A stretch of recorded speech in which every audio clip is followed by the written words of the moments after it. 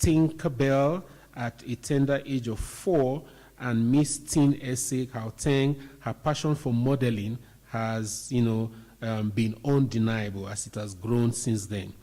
Now, boasting a followership of more than 30,000 on Instagram, Vinolia uses social media to engage, to educate, and uplift her followers. So it's not just about her, all right? In 2019, Vinolia Mabele founded a program called African Ambassador. The program focuses on creating an ongoing awareness and conversation on Pan-Africanism amongst youth in the continent.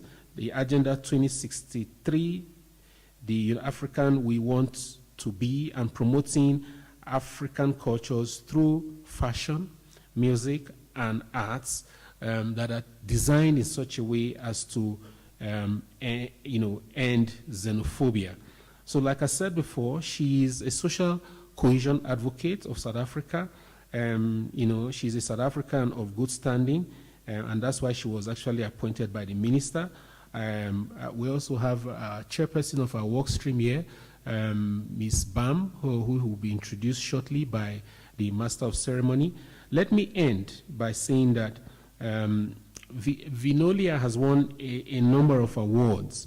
She has won in 2014 the Metropolitan Momentum Incorporated Awards, which was under the category of Most Innovative Award. In 2016, she won the Citibank Mayoral Awards for Community Development. In 2018, she won the Women of Excellence Award for Community Development, through her investment in the Girl Child. She also in 2018 won the YB20 Honorary Award for International Recognition. And last year, even in the midst of lockdown, she won the International Independent Film Awards, experimental film. And, the easiest way to know her, for those of you who watch DSTV, is the part she plays in a movie called Isono. She plays the role of a lawyer, and I'm sure that if you've watched that, you would agree that she's played that brilliantly well, even though she's not a lawyer. Ladies and gentlemen, make her welcome by putting your hands together for Vinolia Mabele.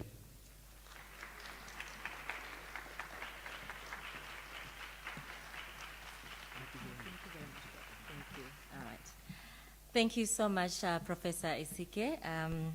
He said a mouthful. I don't know what to say anymore. As the program director.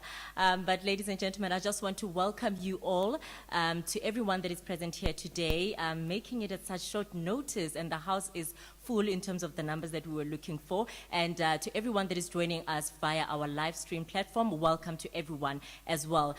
This is the Social Cohesion International Women's Day celebration brought to you by the Department of Sports, Arts and Culture, as well as the Million Man Movement. So today, I just want to remind you, because we want to make sure that this event, because this is our first event as social cohesion advocates in the work stream of women empowerment and gender equality. So I would like you to take pictures and tweet about it, and remember that the hashtag is Choose to Challenge, because we are, of course, even though the event was on Monday, where we commemorated the International Women's Day, but we are having our celebrations today, and let us make it count. And I'm sure you are wondering why the theme white, green, and purple. Or do you know? You don't? Okay, so this is a very important day. It's a global day that is commemorated for women who have made remarkable achievements throughout the globe, women who are still fighting for women's empowerment, achievements, and gender parity. And the theme for the colors, so to speak, of International Women's Day are white, green, and purple, and which is why we chose that. So the purple color represents, let me not expose myself. So it represents gender, it represents justice, yes. represents justice, and white represents purity, and green, of course, represents hope, because we are very hopeful that from this event today, we are going to come up with solutions, because it's a dialogue, and we really want you to be very interactive with us. So I just want to welcome everyone that is here, the groups that are here. I know that we have ASA, the Albinism Association of South Africa. We have the Moral Regeneration, and we also have another group that is in Soweto.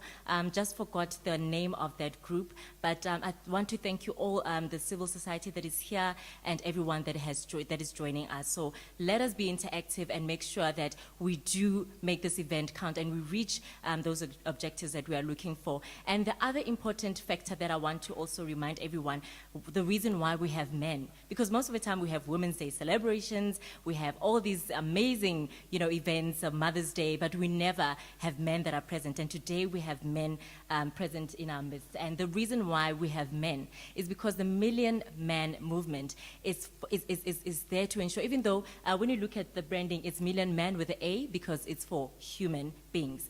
But we want the men to be in the forefront in helping us achieve the gender parity, gender equality, and help us fight GBV, because that's what the social cohesion mostly is about. So that is why we have men in our midst, because we can't always keep having these conversations by ourselves, for ourselves, but we need them to be a part of it, because as so to speak, they are the perpetrators, and we need them to come up with solutions. Even though we also have, we've got a nice presentation that we are going to display that shows the dynamics of GBV, that it's not only women that are affected, but we will get to that in the later part of the program. So without any further ado, I want to call upon a very important lady who is going to officiate this program for us.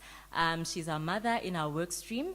As I said, our work stream is the Women Empowerment and Gender Equality, and she's going to explain what the social cohesion is about, so that you guys can be acquainted with it and know what we are about, and also support our initiatives. So she is the chairperson of the social cohesion advocacy, particularly in the women empowerment and gender equality for South Africa. I'm talking about none other than Miss Xoliswa Bam. Ma'am, can you come to the stage, please? Give her a round of applause.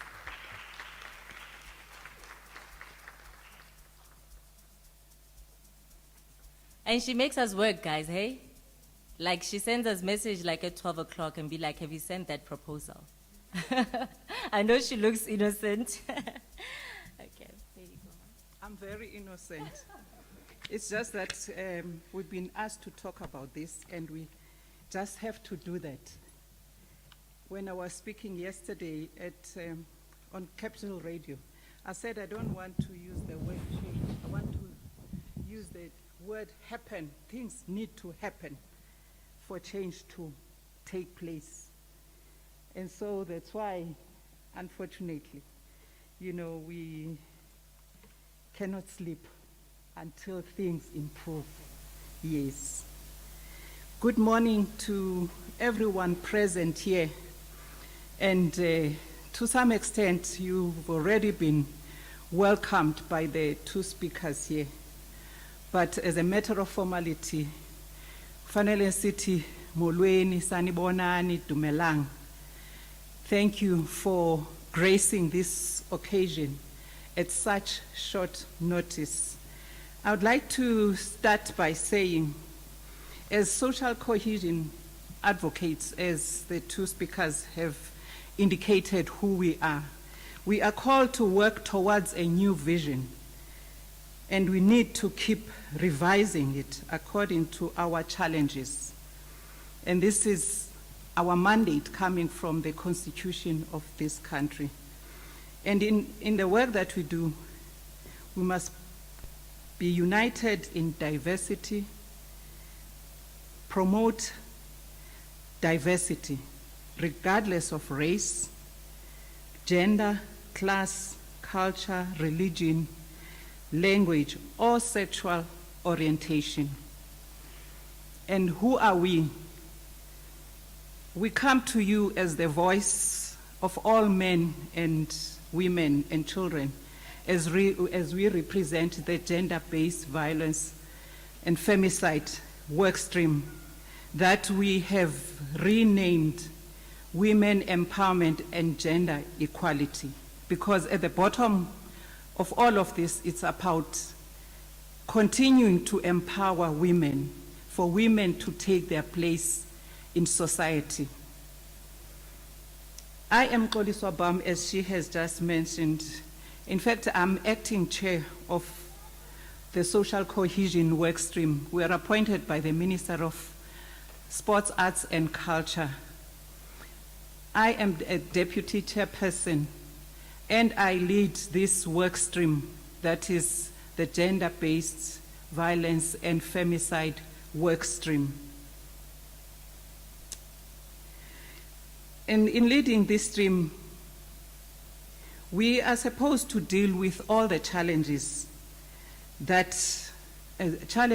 issues that relate to gender-based violence. We know that all of a sudden, yes, there has been gender-based violence, but all of a sudden, there have been changes for the worst. And therefore, hence we have to have such dialogues, because we need to get answers to why things are happening the way are happening. Would like to hear your voices. Tell us what needs to be done, or what are the problems troubling our society. And that's the reason that puts us here.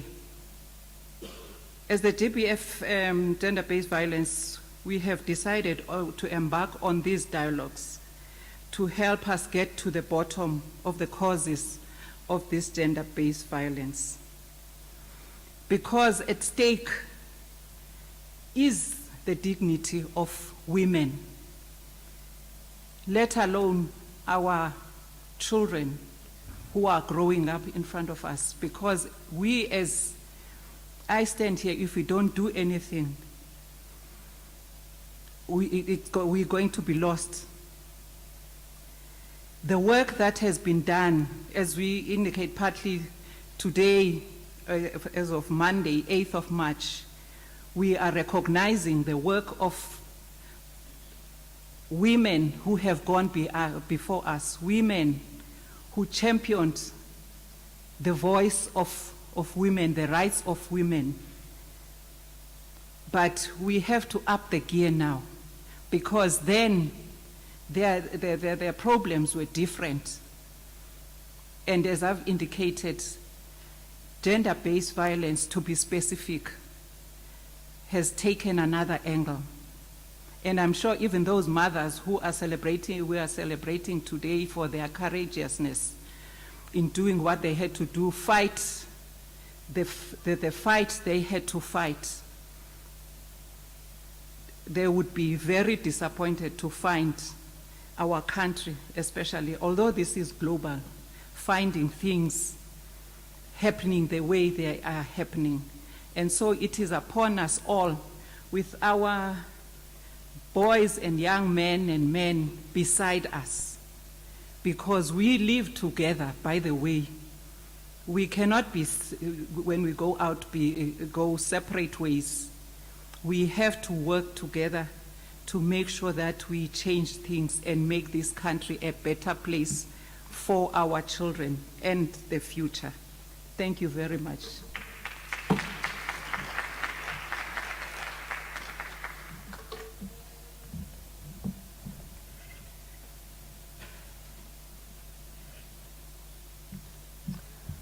Well said, Ma'am Xoliswa. Thank you very much for those words. We really need to take the baton and run with it for those who have left it for us, especially as young people, because most of our guests today is also the young women. So we need to start owning the narrative and start being the change that we want to see. So our next speaker, I think she's still busy in the holding room, so we're not going to bring her up as yet. So I will call upon the speakers. Sizakele, is she here? The director? Oh, okay, yes, all right, let me give you a formal. Is that because there's light here? Is that Sizakele? Oh, okay, all right. So I am now going to move on to, so that we finalize the formalities of the day. So we are going to move over to from the Department of Sports, Arts and Culture. She is the Director of Social Cohesion Advocacy and Group Targets. And target groups, I beg your pardon. That is Ms. Sizakele Shongwe, who is going to deliver the keynote address and also give a message of support from the Department of Sports, Arts and Culture. She's been very supportive with this program. So ladies and gentlemen, can you give her a warm round of applause as she makes her way to the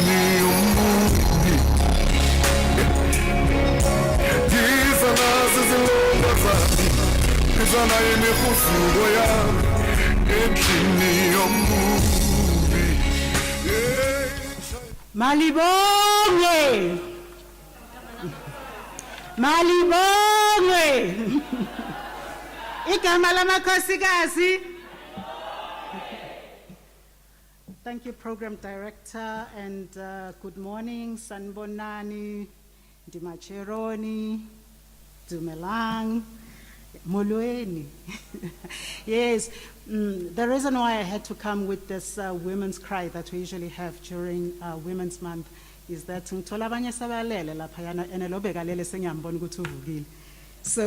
we just needed to say that. But yes, it is a salutation that we usually use during Women's Month. And I think for me it's important to highlight that as well, because sometimes there would be the confusion between Women's Month and International Women's Day.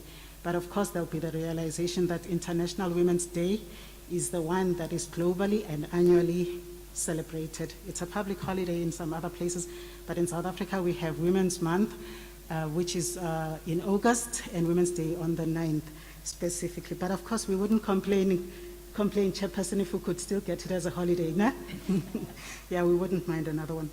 So to the Program Director, Slalosami Lana Umamxoli-Sopam, to the organizers of the event today, I just want to greet you again in this month of human rights. I think people in the hall will understand that it's human rights as well.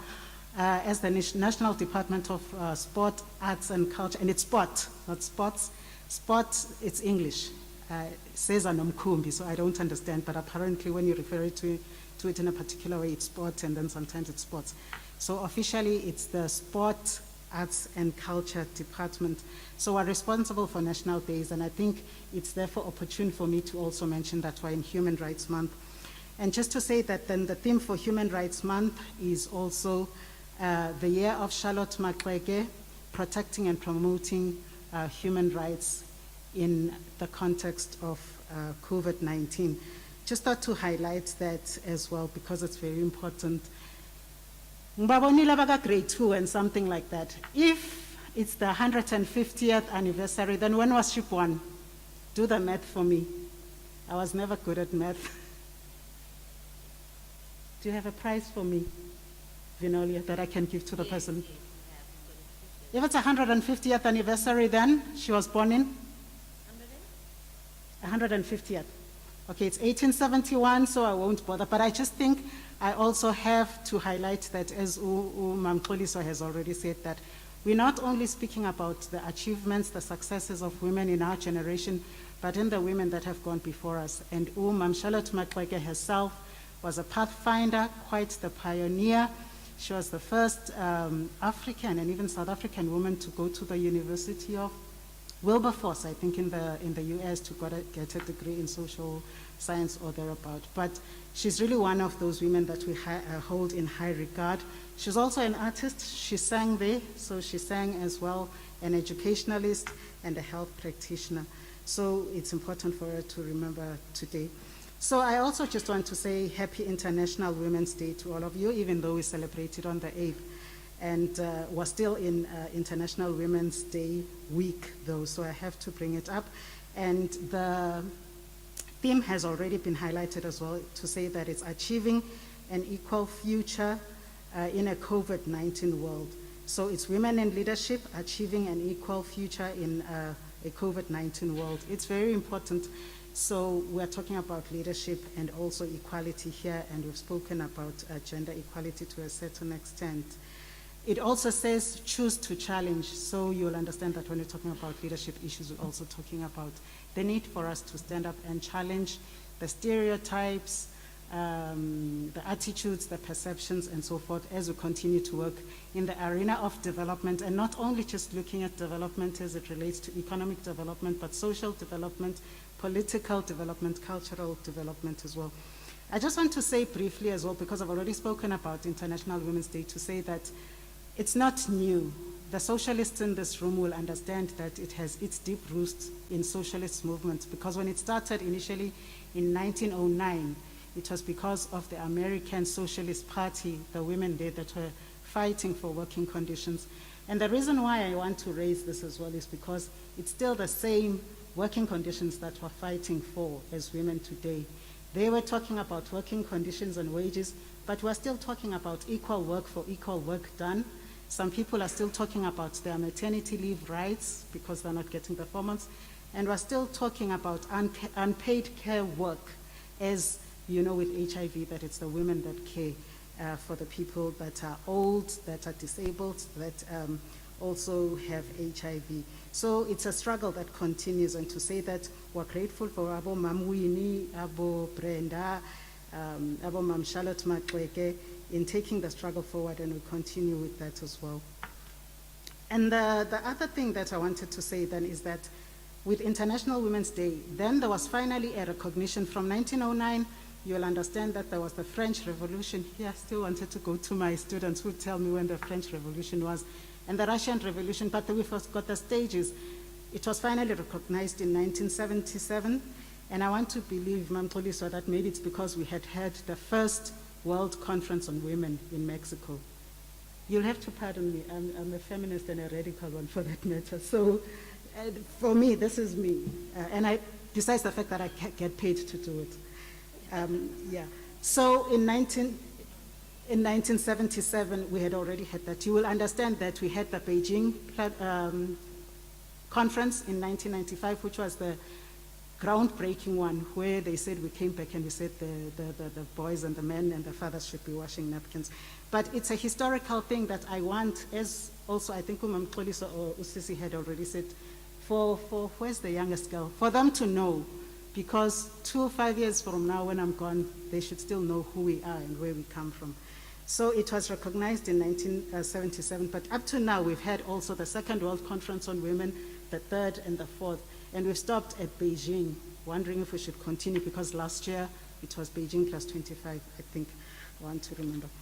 Okay, ladies and gentlemen, I'm not going to bore you so much with history. History was my favorite subject as well, so. But anyways, I just want to highlight 1, 2, 3 things maybe about just some of the issues that are very pertinent to today and also very relevant to us as South Africa.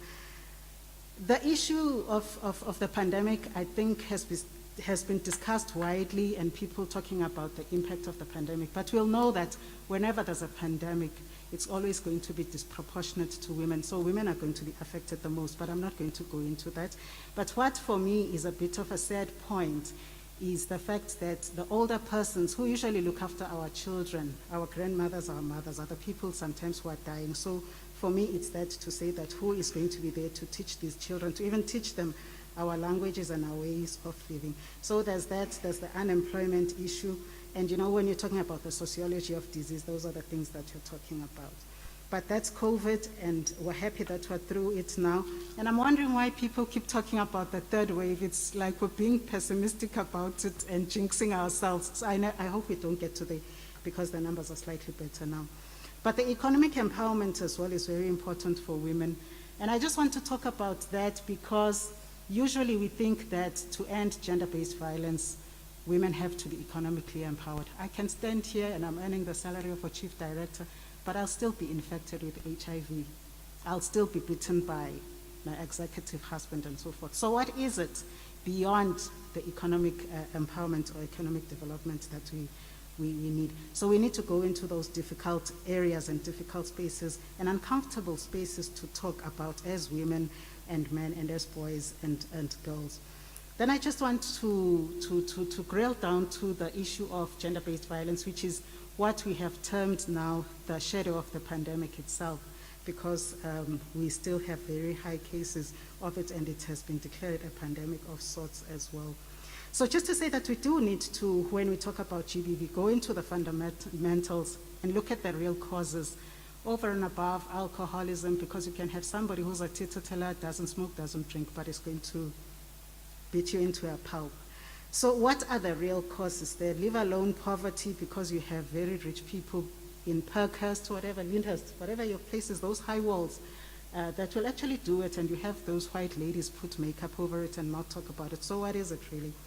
So for me, I do want to, as we talk to our men, whom we love very much, and our boys whom we love very much as well, we do love you guys, to say that how do we then engage boys and men as partners in promoting women's empowerment and gender equality so as to prevent gender-based violence? Because, ladies and gentlemen, the issue of shelters is not sustainable. The issue of high sentences, conviction rates, prosecution, perhaps is not going to quite cut it. So we need to go back to look at the issue of prevention and the prevention strategies and what we can do around that. And also then to look at the issue of the power and power dynamics, because that's where it is. When I get to my house, who has power, who has influence over the other, who has control, and so forth. So I think those are some of the things that are very important to talk about deeply, uncomfortable though they are. And one other thing that I just want to point out, Vinola, that I think we haven't spoken much about, I myself need to read up about that, is the bystander syndrome for you, Bafet, you know, my chance, because we're saying we want to engage you as partners in the prevention of gender-based violence. But we've had about 4 cases that I know of that have been in the media where guys have tried to intervene and they got killed in the process. So it's a reality. And we need to deal with that and perhaps ask ourselves those deep questions to say, how far are you prepared to go? Is it understandable? Is it justifiable? Should we really expect men to do that? And literally put their life in harm's way, because we still do want them to be engaged in the struggle, but there are those issues. And I'm not saying that therefore they shouldn't participate, but I'm saying that those are some of the things we need to talk about and understand, and to say that what do we do about that. And then second, before the last point in relation to gender-based violence as well, is for us, maybe as government as well, and as the departments, especially of constitutional development and justice and constitutional development, to say that how do we budget for gender-based violence? Do we focus more on the retributive justice, where we're looking at those prosecutions, the convictions and the high sentences, or there's a need perhaps to look at restorative justice, to say at the end of the day, we also have the victim or the survivor, but what's in it for them? How should they live after that? How should they integrate and so forth? So there's also the debate in the arena of the issue of retributive justice and the issue of restorative justice as well that we need to look at. I had said, I think as I end on this one, to say that one of the things is the issue of the shelters. When I was with the Department of Social Development, the late Square, I used to say that that's unsustainable. Whether we're even talking about older persons, sizowaka abe mangaki, these shelters. So we need to look at those approaches as advocates as well. Can we really advocate for the perpetrator to be removed from the abusive relationship? Because at least he can pay rent, he can still pay the bond, he can still go on with his life. He's in a safe space. Tina, you can't even go outside now. You never know what happens to you just outside the door. Whereas with the woman, you are usually abstracting them. With the children, you still have to look then for a crèche, for a church, for sporting facilities and so forth. So those are some of the difficult debates that we need to go into. So whether we're also talking about older persons, those are some of the things we need to do. Because Leo Mali, when we talk about budgeting for gender-based violence could be going to work for other things, people with disability, bridges, schools, hospitals, and so forth. So lastly, get to the guys. For me, it's interesting to say that, and I know that our Million Men thing representative is still going to talk, but we celebrate the statement, real men don't abuse. Everybody's going to say they don't abuse. But you see, when we go deep into the issue that I'm talking about of gender-based violence, the power dynamics, the power relationships, I like the slogan that they used to have, I think it's Sonke Gender Justice, that real men are not threatened by gender equality, because that's where it's at. It's got nothing to do with anything else. That's the thing, and for me, that's the way that we should go. And real men respect and value women. We don't want to be protected. Everybody needs to be protected.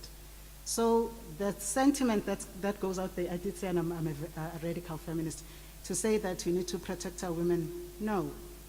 Everyone has to be protected, everybody needs to be protected, but we need to be valued, put value to a woman. The life of a woman, of a girl, even of a man and a boy, shouldn't be that easy that you can just snuff it any other time. So as you think about your advocacy, about your education, about your movement, just understand that where is it really at, as Power FM would say. I am very optimistic, always am. And when I see young people, they rejuvenate me, they remind me of myself in those days when we started working in the movement. We're 26 years old, fresh from Beijing. So I really am confident that we're going to take the gender agenda forward, together working with our boys and men as partners in promoting women's empowerment, gender equality, so as to prevent gender-based violence. Ngiyabonga.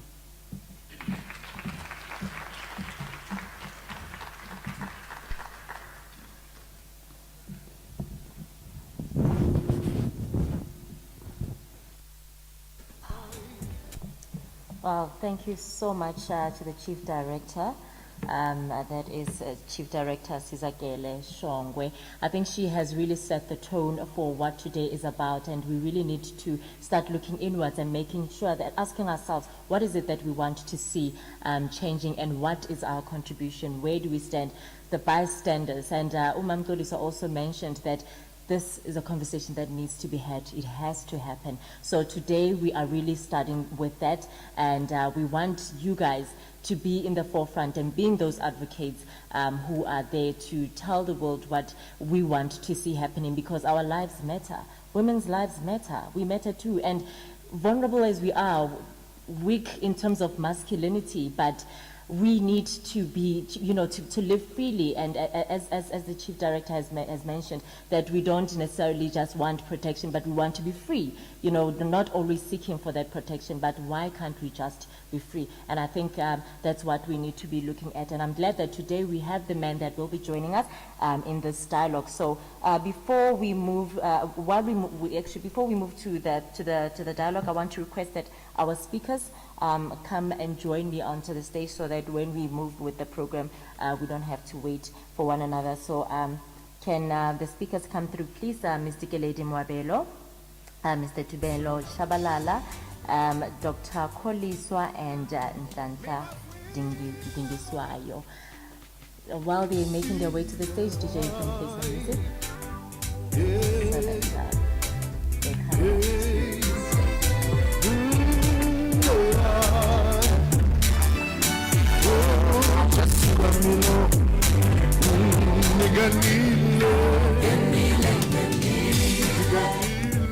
All right, is our presentation ready? Do we have it ready? So we have a campaign that, as we have been alluding to the fact that everything was arranged at short notice, and just in absentia of all those artists who made this campaign possible, I just want to thank them, and I hope that they are streaming live and watching this event, because they have really done so much in interpreting what today is about, and bringing the narrative and owning it and explaining it to the viewers as artists in their own artistic way. So if the video clip is ready, can we please play it? So that is our gender-based violence campaign. I am a victim just because I had a dream.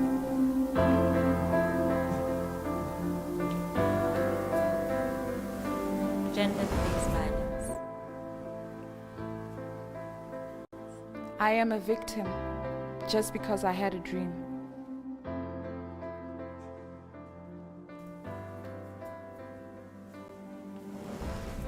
And then, you know? You will wait, man.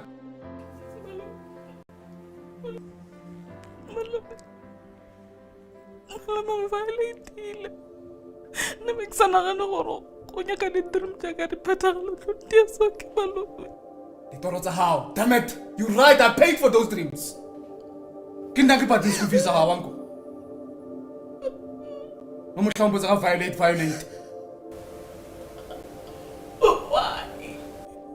Why, Malome? Why did you have to drag me, Malome? Akau. Ku feel drinki. Winwe again. Unla kamuka. Awain. Why faith? Ngara man. Damn it.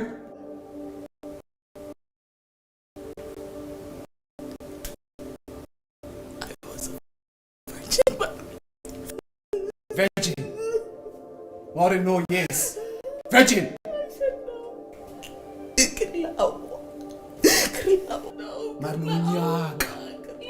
Nonyaka. Malume ke tla o paisa. Malume ko bitsa mama. Go ahead. No one will believe you. I'm the richest man in the whole family. Possibly in the entire country I'm rich. Wangu. Mama. No, okay. Hey, wait, I'm man.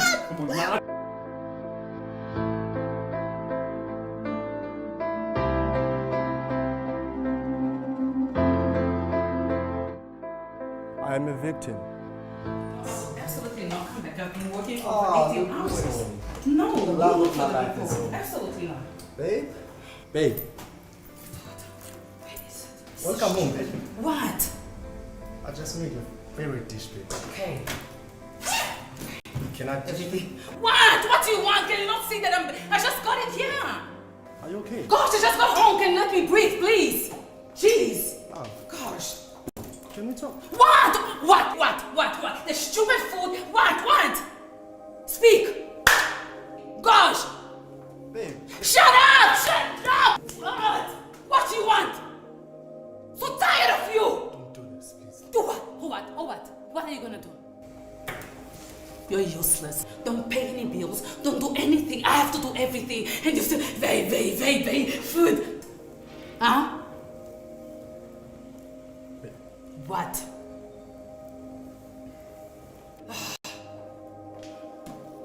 Babe. Whatever. Love. Babe.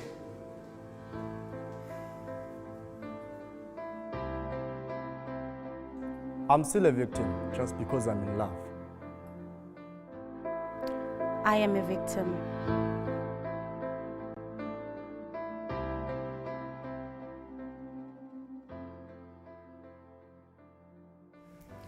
Babunkosi. TT, my sweetheart. Nisaselanga lesikhathi? Yebo, sisesela. Ngiyabona nje wonke umuntu ujabulile. Bathola ama promotion. Futhi ke mina ngiyazi ukuthi ngisebenza kanzima futhi ngokuyikhandla. Yindaba ngayithola promotion mina. TT uyayazi into endiyifunayo kuwe. Unika lento endiyifunayo. Umuntu uyawina. You scratch my back. I also scratch yours. Uyayazi service delivery babe.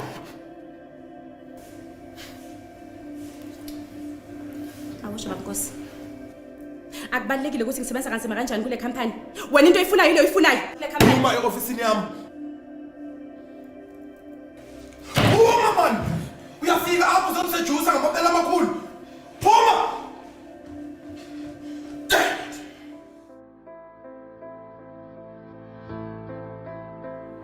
I am still a victim. What are you going to do about it? I'm a victim because of what I choose to wear.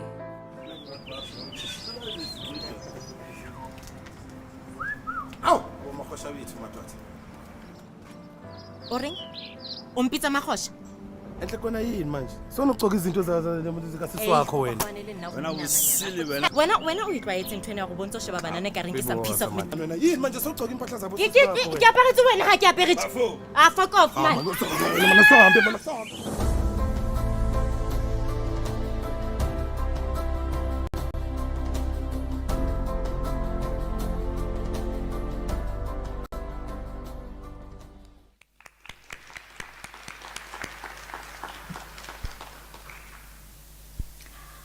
I hope we are still okay. I'm sure you can relate. Some of us can relate. Those are the things that, you know, we experience or we know someone that has been through it. And it really does, you know, hit home when you watch these things. So, yeah, let me just, okay. So to jump right into it, we're going to go straight into the dialogues that I believe has set the tone for what today is about dialogue. We've seen women that have been harassed. Maybe you've been a victim at work just because you're a woman. Even though you can get a position on merit, but because you're a woman, you have to go through certain things. And we've seen, you know, experiences of women who wanted to better their lives, but because they want to better their lives, they have to pay with their bodies. What is that all about? So that's what we are talking about today. That's the tone for today, because this work stream is about gender equality. It's about promoting the equality of women in the workspace, in society, as well as in the economy. So let's engage today. Let's talk. Let's be free and put our thoughts forward and see how we can change the world to be a better place. Because, you know, at this point, I just want to also allow us to remember all the victims of gender-based violence and the families who lost their loved ones. So as we move along with the program, our first speaker for this item, for this part of the program is going to be Miss Dikeledi Moabelo, who's going to speak to us about women empowerment and gender equality in South Africa. Miss Dikeledi is a very, very passionate woman when it comes to such issues. She has founded an organization called House of Lebron Foundation, and before she even engaged in these, she was in the cabin crew industry, and but she decided to leave it all and start her own organization. So this is a woman who wants to change the world, who wants to see things happening in the community and in society, and she does a lot of motivational speaking. She does a lot of encouragement and talks that are set to encourage young women and society at large. So ladies and gentlemen, please join me as we welcome Dikeledi Moabelo.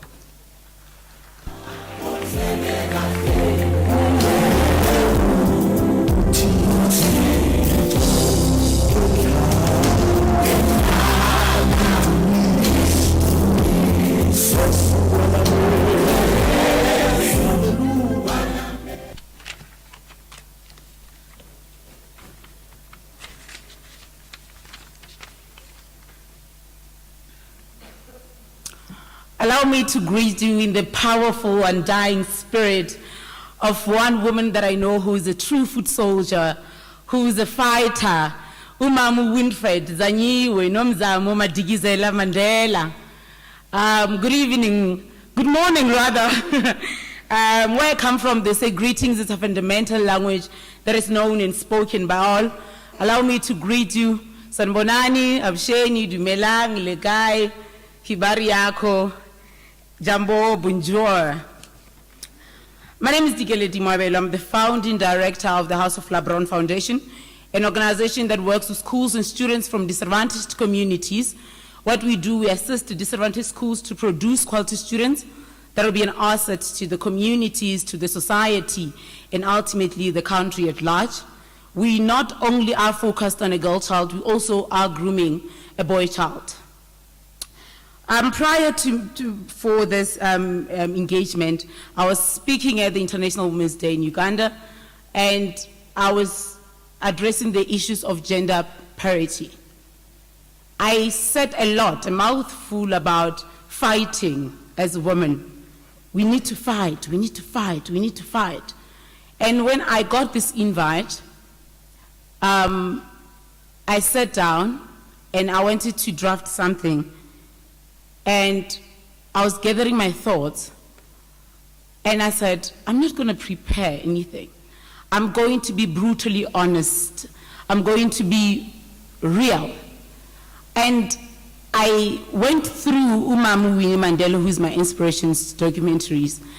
And before she departed, or before she multiplied, she said, there is something that we did wrong.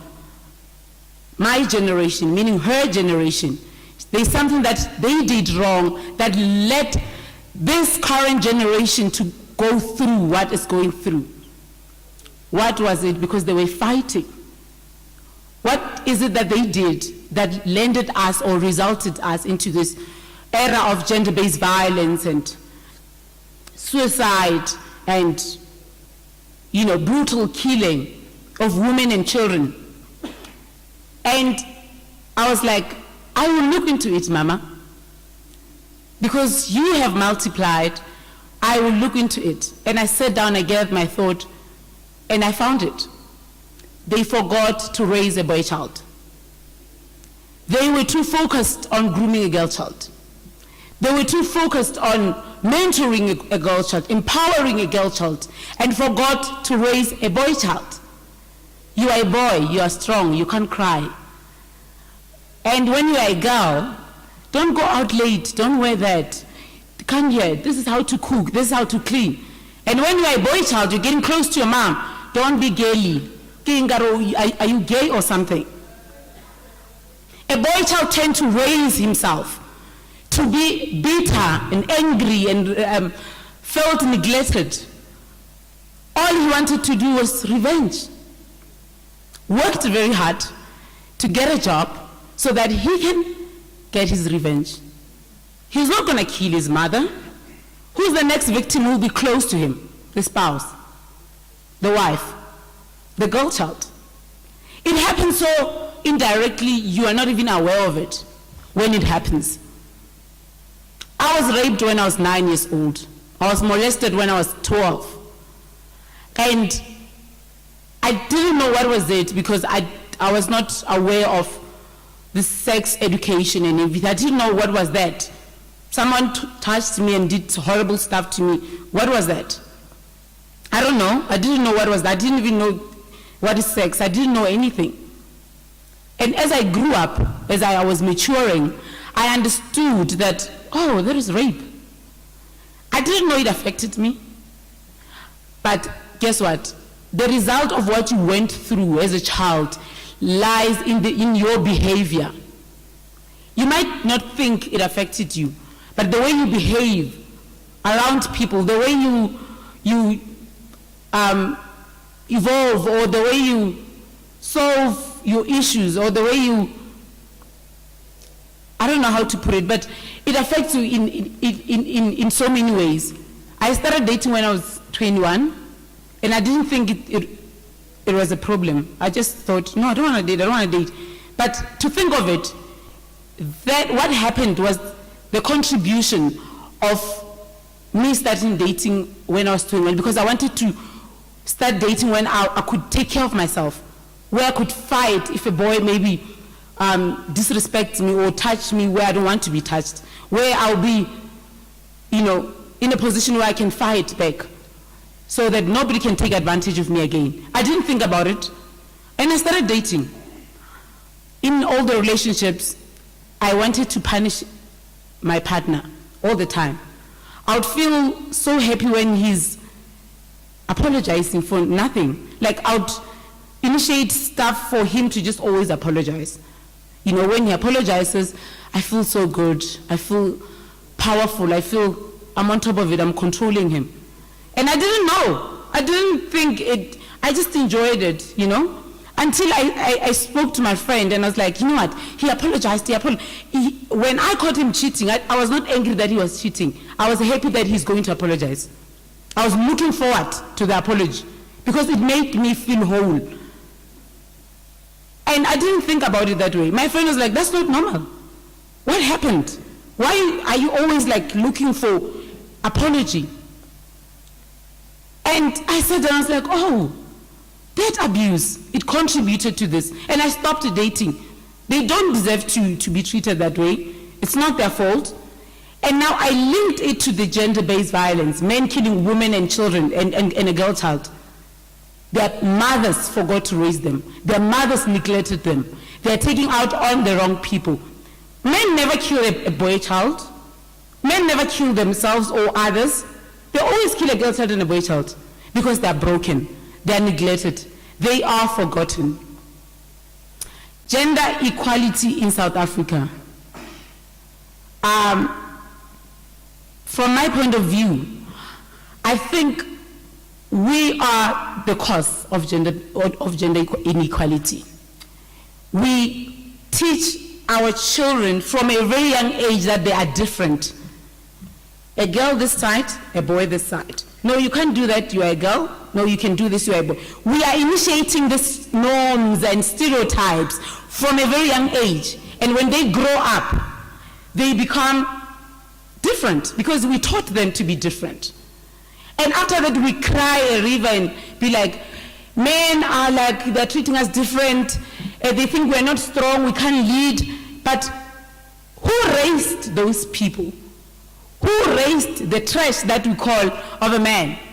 Who raised that empowered young woman who feels she can control her husband because she has a bigger position? Who? Government, who do you want to blame? Government? Government has laws and structures and programs and initiatives in place defending these issues. African Union, after Mama mentioned the first World Women Conference in Mexico, African Union, a political body, structured body, initiated or took a very major step into promoting gender parity in top positions. There are structures, there are programs, but the problem is not within the structures or the government. The problem is us.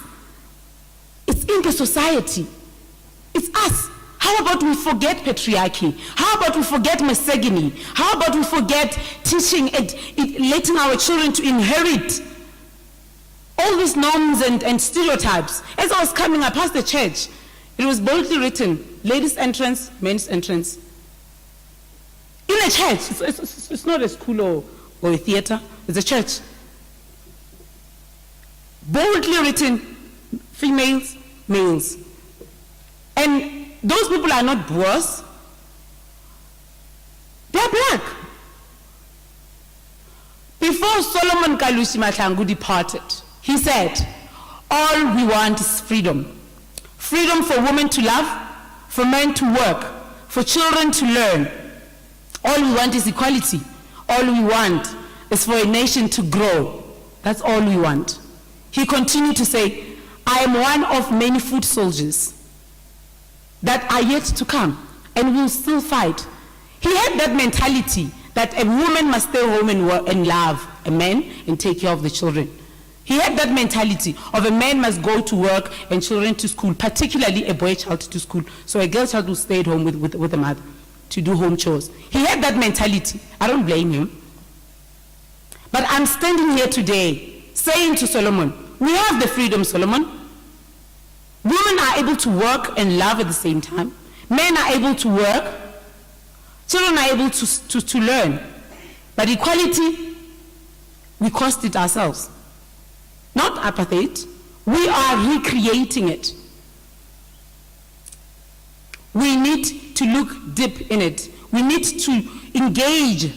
We can't always try to engage in in this dialogues and sit down and come up with goals. If there are, United Nations is trying. They've established Sustainable Development Goals 2030. We've only left with 9 years. Do we know what is Sustainable Development Goals? Are the youth in disadvantaged communities, remote areas, know what is Sustainable Development Goals? No, you don't. Solomon Mahlangu spoke about foot soldiers that are still coming. We are here. I am the foot soldier. I stand for equality. I stand for inclusion. I stand for empowerment. I stand for just world. Peace. Without wasting any more time, because I'm quite a speaker, there's a lot of what I want to say. But I just want to say to Muwini, thank you, Mama, for being consistent, for being loving enough, for your strength, for your vibrato, for your power, for your stubbornness, to stand your ground, to stand your truth and fight for us. We are where we are today. We are free. We have free that and that because she fought, because she was here. We bambeni we bafa. We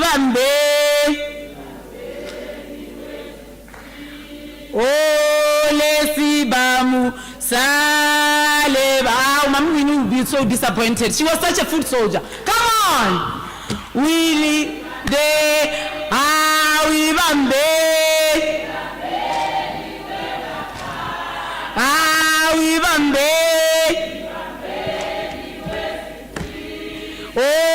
Lesibamu Saleba fazi sinkumbuza Winnie Mandela Lesibamu Saleba fazi sinkumbuza Winnie Mandela ibambe ibambe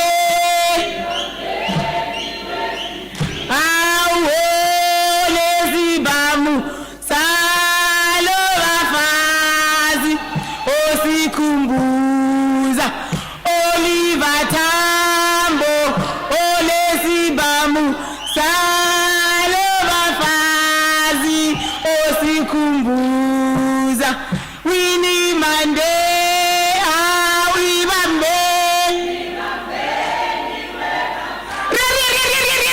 ibambe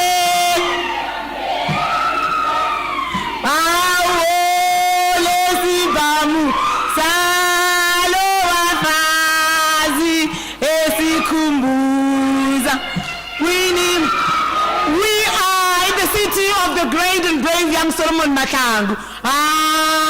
Solomoni, iyo Solomoni, iyo Solomoni, iyo Solomoni, iyo Solomoni, iyo Solomoni, isojala doesize wayabulala isoja iyo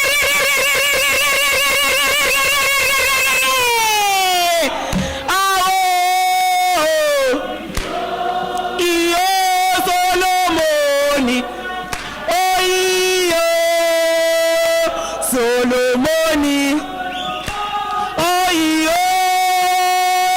Solomoni, iyo Solomoni,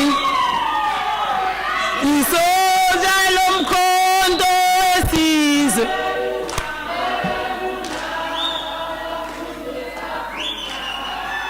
Thank you, thank you, thank you.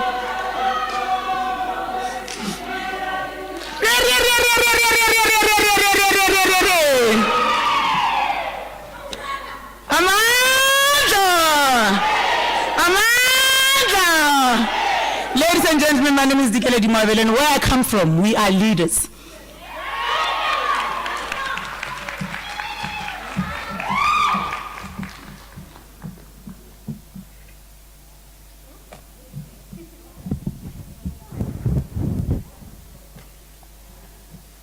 Malibole! Igama lamakhosikazi. Aye, thank you so much, Tikeledi. Very well spoken, unapologetic, and that's what we are about today. Thank you so much for that inspirational talk. I appreciate it. So we are going to move along. I hope that you are taking notes, ladies and gentlemen, because this is very important. It's a very important topic, discussion that we are having today, and the speakers are on another level.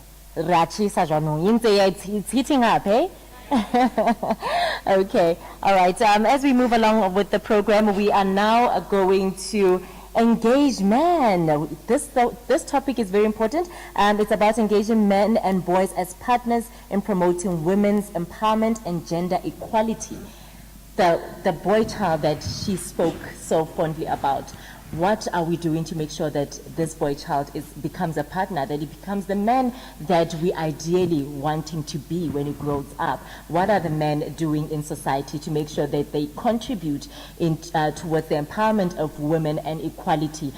How do we get to the point where men are not just selfish and looking out for themselves, but are looking out for the best interest of women? So to speak to us about that conversation, we have Ndade Dumelo Chabalala, who is from the organization called Ubaba Oqotho, an amazing organization that I love so much because they are for the boy child to be for the women. So, ladies and gentlemen, I'm going to call upon Ndade Dumelo Chabalala, who is the secretary of Ubaba Oqotho. Can you give him a warm round of applause, please?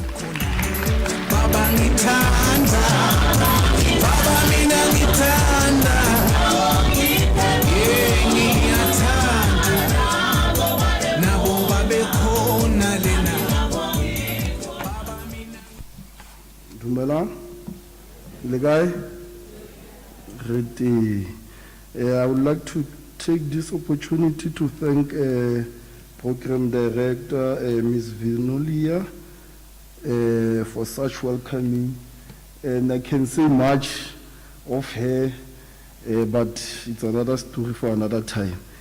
I'm here representing Ubaba Oqotho. Ubaba Oqotho is an initiation that was implemented sometimes last year. You know, sometimes when I don't know, like if you start something, there will be a brainstorming and everything, planning and stuff. I just want to talk about this Ubaba Oqotho, how he started. We were sitting and somebody was wasting 1,000 rand. And then I was sitting with my friend Joseph Radel. By the way, he's a co-founder of Ubaba Oqotho. He's also a social cohesion advocate from Sidiben region. So we're like, I used to call him Commander. Commander, you know what, there's this thing that has happening and that has been bothering me for now past 5 years. And then he asked me, what's the problem? No, every time there will be this homeless child that will ask for maybe a pair of turkeys and stuff. And then here we are here and somebody's wasting 1,000 rand. What can we do? And then he said, no, Mchana, let's take a bit and then we see what's going to happen.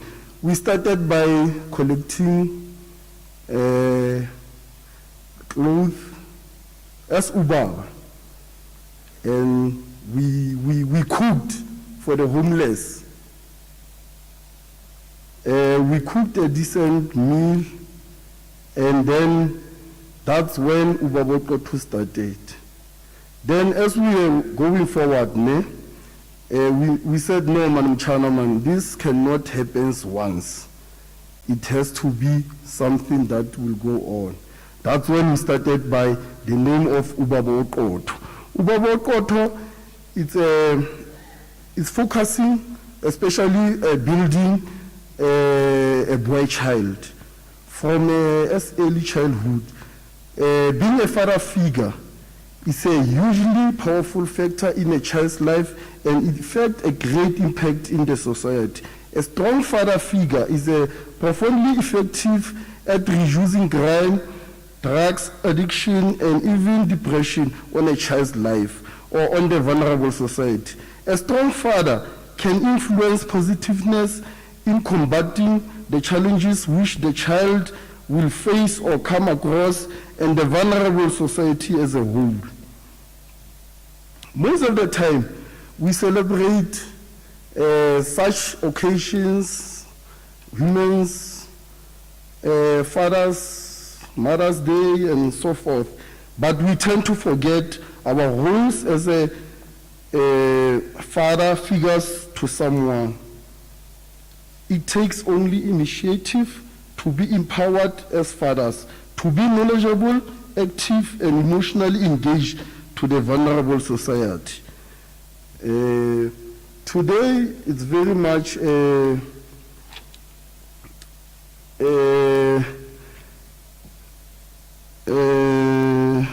can I speak Sotho, man?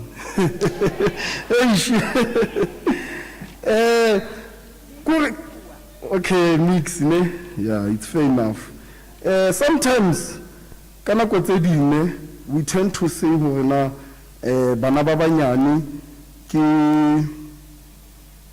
khona ba rata hore wena hona motho ya teng, wa understand, without wena as a father or as a mother o qale ka hore na ne wa tseba ke ntho tjena ha etsu tjena etsuwa tjena ke batla o tla mona today ne re ba ka ra situation tse tjena me leng bona GBV ya rena ne ka lebaka la hore na we neglected a boy child a santsana a le monyane. We never hangata ha se hangata me re le hore na ngwanaka bona o santsana le monyane ntho tjena etsa tjena hore na ka le la matsatsi re ska tlo bana le dintho tse ka reng body GBV because ha se ke bua hape ne in my line of duty ne ke hla ko SAPS ne there's a lot of crimes against gender-based violence, especially towards women. Ha ke thola ke sheba ne strategy, okay, I don't want to dwell in that, but traditionally so se sebetsa ngwana kuno ne underage with a pause one kuwa we saw a rehabilitation center then wa khutla mohlomong o hlabolluile then o khutlela man matswante and then ka nako eo ha o sana mongwa no melong hore na hona le mthimo ha patla mohlokomelo ga se ka hlotse etsa nthwana e tlo qeteletse ka le matsatsi e ba e kena mona ho gender based violence. So ka mantswe a mang o ba bo qotho re ra bona ho le molemo hore na you know what ne what we do re maka batho bana ba banyane especially underage the minors ha ba hlaya kwana rehabilitation center ga ba maka okay re nka di address okay so after rena re tsetsa rena a santse a hlabolluile nyana re kena ho yena then re check up progress re kopana le batswadi re engage then go ba right hangata ke bone strategy so se sebetsa because hangata motho ya rehabilitation center wa khutla hape for nako bekenyana o right after beke khutlela mane ntho ntsa ka di etsang hape ke ntho e leng hore na tsatsing la ka jeno bontate le bana ke ba bitsa ka jeno hlena uele go utlwile man wa tsa le president de we ana bua ka teng e utlwisa bohloko because re bontate haholo e utlwisa bohloko ka mantswana ha ke batle ya lolololo ke tla fella mo. Thank you.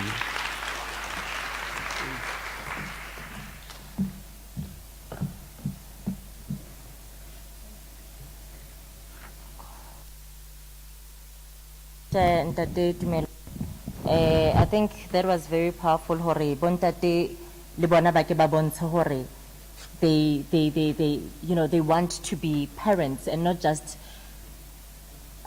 di parents tsela fela tse reprimandang, but bontate le bona they need to show children, especially a boy child, but it's okay to show emotions, it's okay to cry, and not to say hore you are weak. You are not weak. Children must be allowed to love, to play with teddy bears. There's nothing wrong with that. Allow your boy child to sleep with a teddy bear.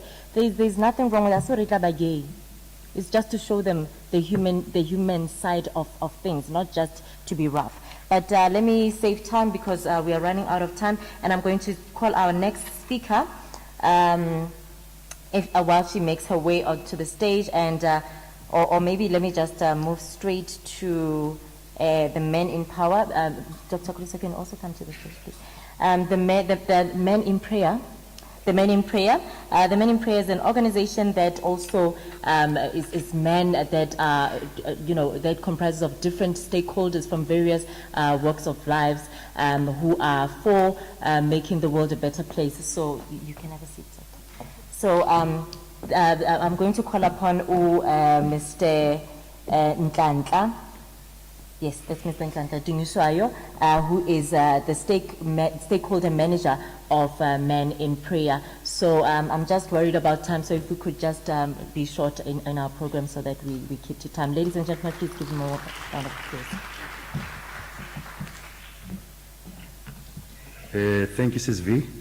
May I just say all protocol observed, because I don't think I've got enough time to talk.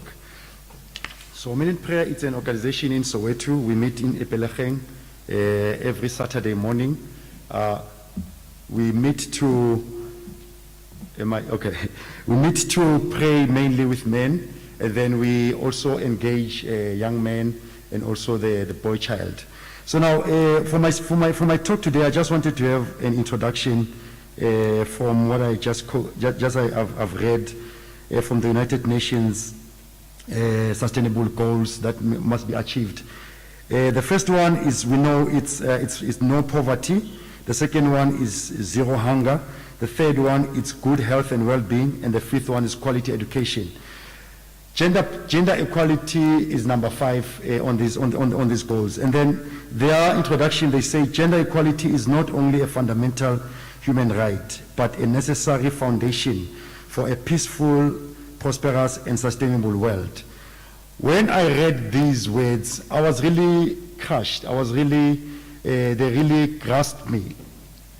That is it possible that as a country we are not succeeding in many levels, in many aspects, in many dimensions, to be a progressive country in a faster pace, because we have left 50% of us outside. Any nation that denigrates, that don't embrace, that don't love the womb, that nation is doomed to die, it's doomed to fail. Whenever as men we don't fight the tedious fight, we don't engage ourselves in prayer, we don't engage ourselves in conversations, we don't change. Umamupam says, the word change is not, we must now forget about that word, but it must now be in the stage of things happening. Anytime I look at the woman and I see an object, the woman that is created in the image of God, I am on a miss. I am on the wrong side. So now gender equality is becoming a very, very critical thing, as they say here. For prosperity, it relies on us being equal with our ladies and our girls. For us to have as they say here, for us to have a prosperous country, we must be able to empower our women. For us to have a sustainable world, we must empower our women. Okay. So now I want to read a scripture as I sit down. That really, it will be something that I would like all our men to think about. I would like all my sisters to tell their men to think about this. This scripture, we find it in First Peter chapter 3, verse 7. It says, likewise, you husbands. So now nowadays I can engage and say, you men, dwell with them according to knowledge. The deeper part here is that when we look at women and forget that they are created in the image of God, that they are able, that they are capable. That reveals to us that we don't have knowledge as men. If we think that women are only things or substances that needs to be abused or looked down or despised, that means we are a nation without knowledge. I don't know whether you get me here, you got me there. So now it says here, and treat them with respect as a weaker partner, and as with you of the precious gift of life. We are not going to be able to enjoy, we are not going to be able to have joy in this gift that we have of life if our women are on the other side. But not only that, if ever we look at women in a way that it is not admiring, that is not respectful, as the chief director said, it's not like we want to protect women. We must have in our minds to respect them, to regard them as an image of our Father. And the Bible here says, if ever I don't regard my wife, if I don't regard my girl child, if I don't regard any woman, there is no prayer that God is going to answer that comes from me.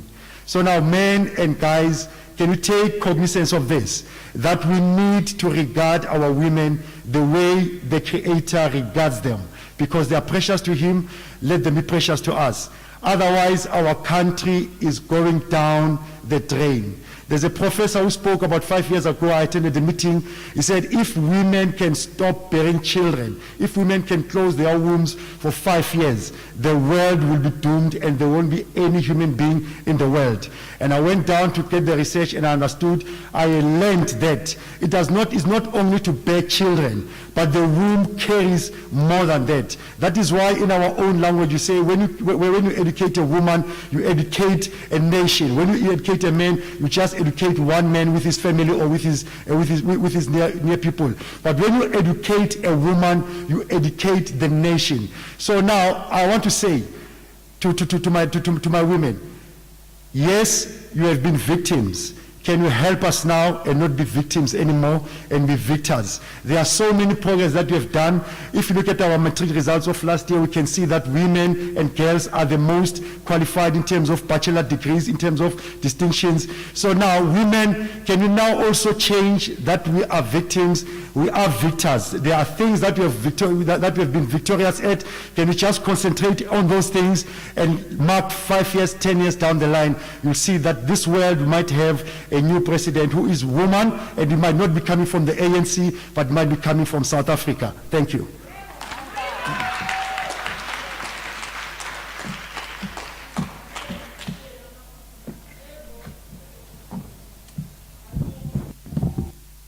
Powerful, hey? Totally. Yes, absolutely. Thank you so much, Ndete Sonwabile.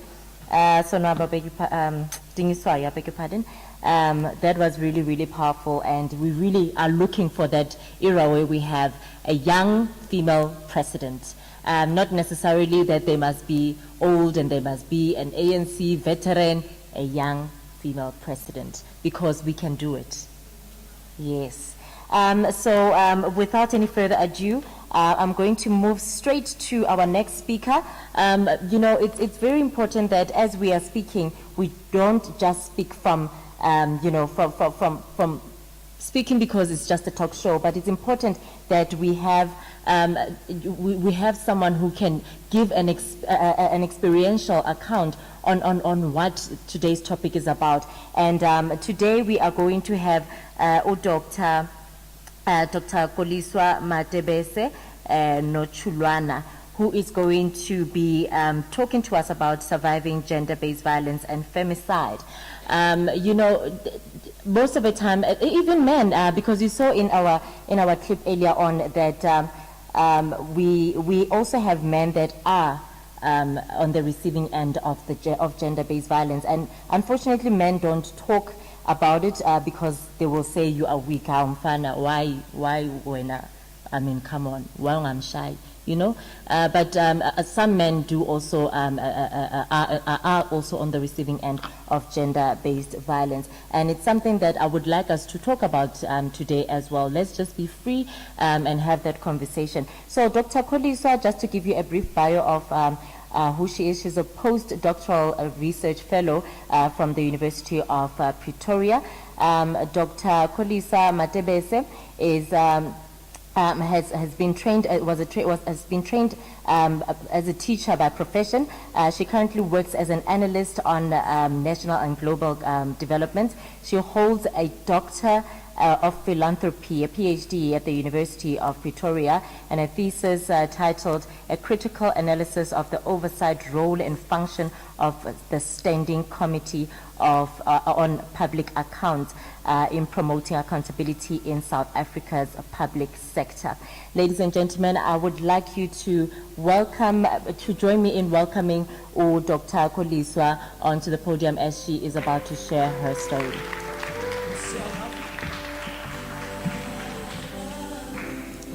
Really do.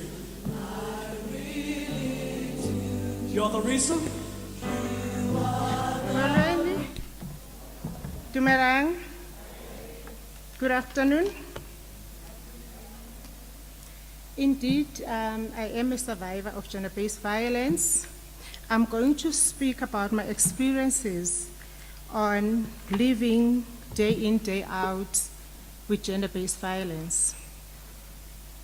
Before I take you through my experiences, I want to appreciate and give a word of gratitude to the organizers. This is a much needed debate. If it was for me, we would have this topic every day so that we all take responsibility, so that we all know the victims, especially that it is not their fault to be abused. To the abuser, it is time you find help. It is time you seek help and speak about your experiences. Whatever leads you to abuse another person, it is wrong. It has to stop now. I'd like to apologize to come in late. I gathered from the speakers that there is much shared earlier. My view was that I would be on Zoom, and I was told that no, I have to come physically and share my story, which I remain grateful.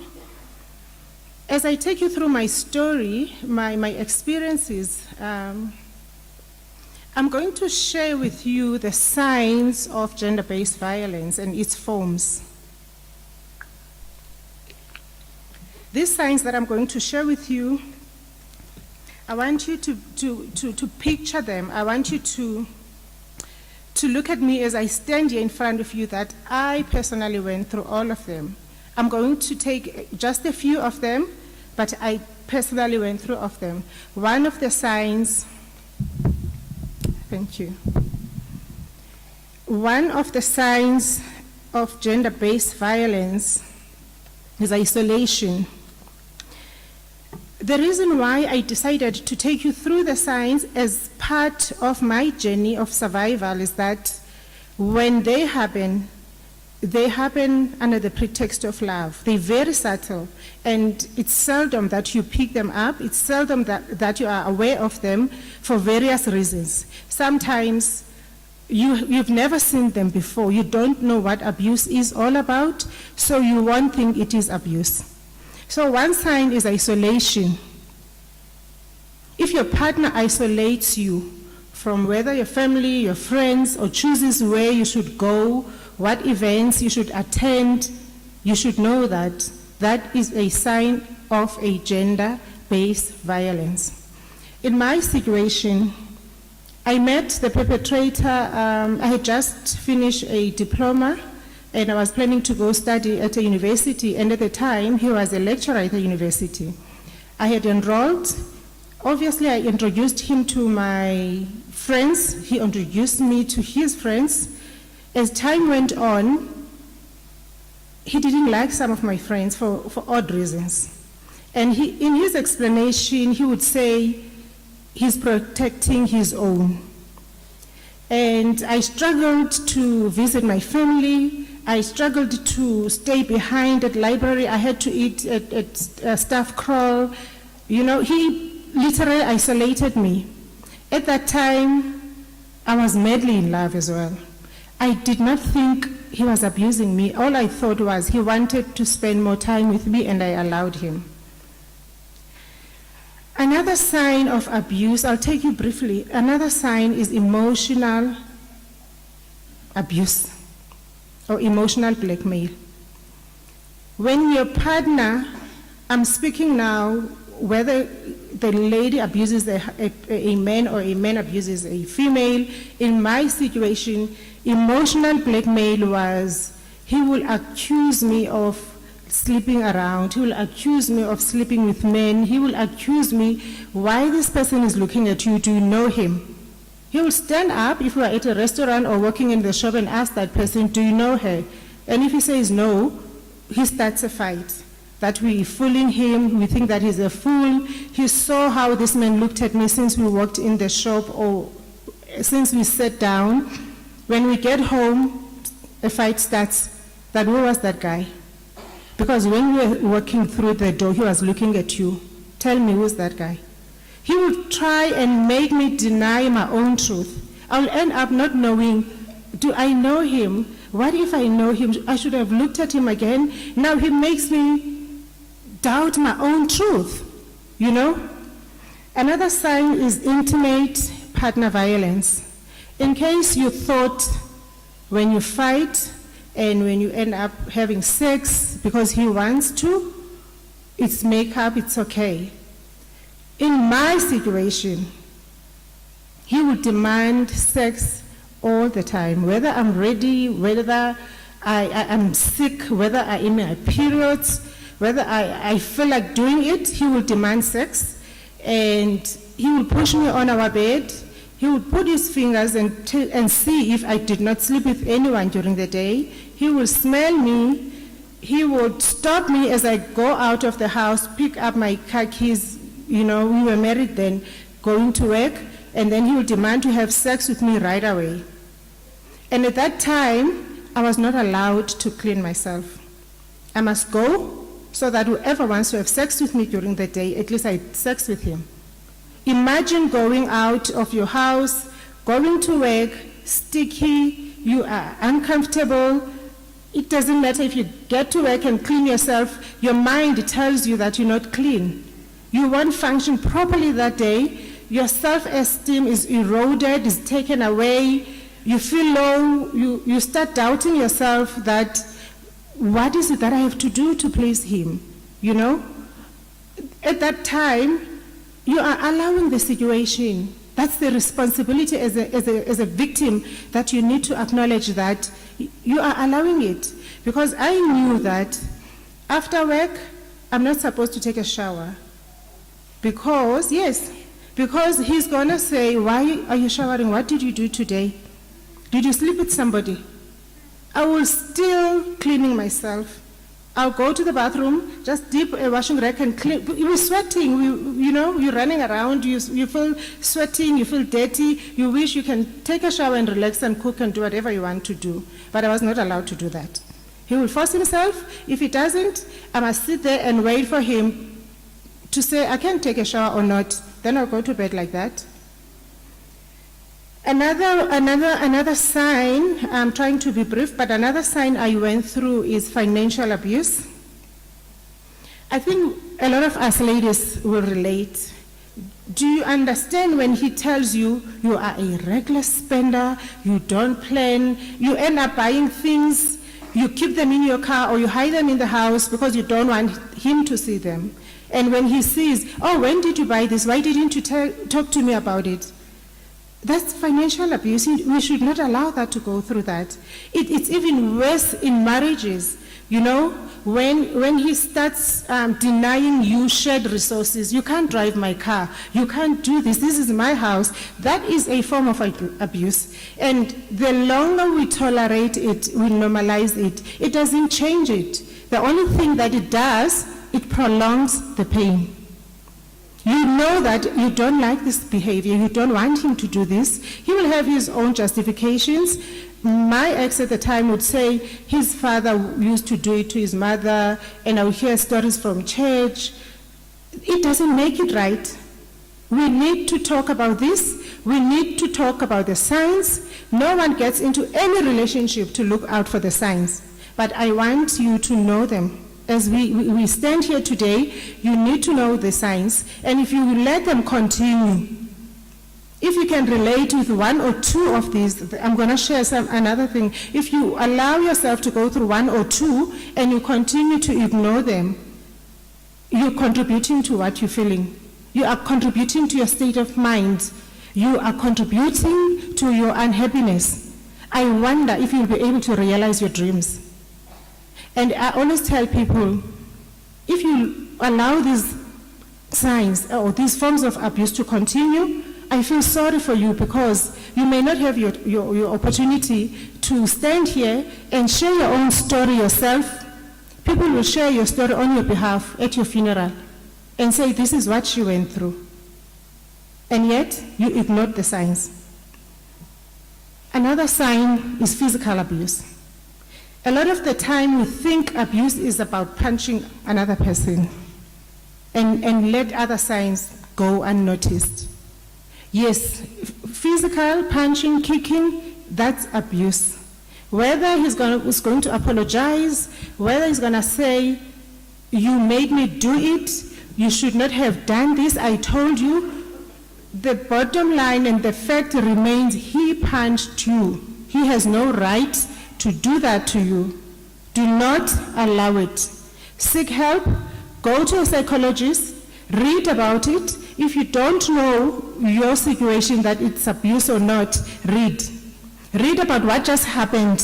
What does it say? Why he is doing this? Talk about it. If he doesn't want to change, because no one has an ability to change another person, it's himself. He needs to look inwardly and ask himself if he likes what he's doing to another person. Then you need to find courage to walk away. It is not easy. I, too, made many attempts. However, I am standing here right now. I have pursued my dreams. I have realized them. When I left him, I was working on my master's degree. I hold a doctorate today because I knew that it is within me that the change I want to see. No one was going to pick me up. I want to talk to you about why women stay, and also I will link it to my experiences. A lot of the times people ask, why are you still there? Why are you sahleli? Why are you ngaphumi? It's not easy. We make excuses for them. We say, oh, how about finances? How am I going to raise these children? I've never seen divorce. My parents are still married. His parents are married. I'm very responsible at church and all those things. There are various reasons why women stay. And I'd like to say to you today, please, if somebody comes to you, share their experiences, do not ask that question, why are you staying? All you can do, find literature. Read about what the person is telling you. Share literature with that person so that this person can see himself or herself in the literature. At least when you read about something and you can relate, or you see yourself in someone else's story, at least that person did not know you. That person cannot write about you, not knowing you. And that should tell you that your story is not unique. A lot of us have gone through it, or most of us are still going through it. So it is very important to acknowledge if you are not happy. It is very important to ask yourself uncomfortable question and say, why is it that I'm not happy? And only sometimes I'm happy.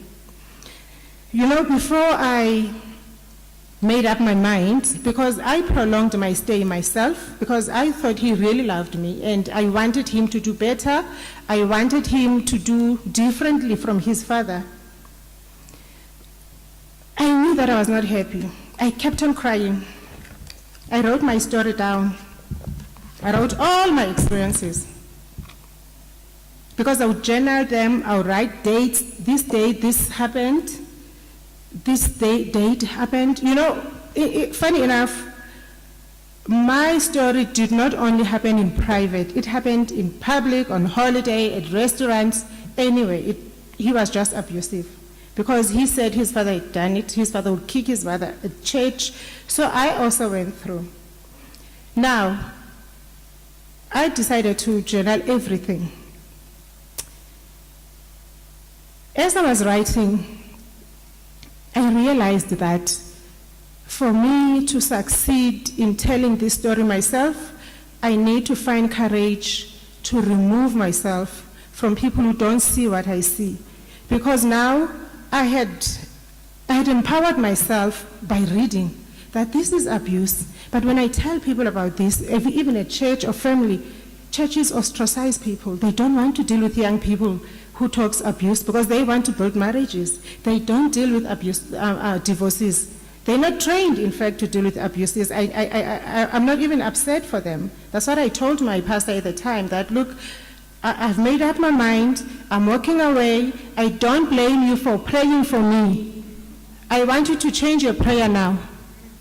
Yes, I want you to change your prayer now and know that Collie is a survivor, not a victim.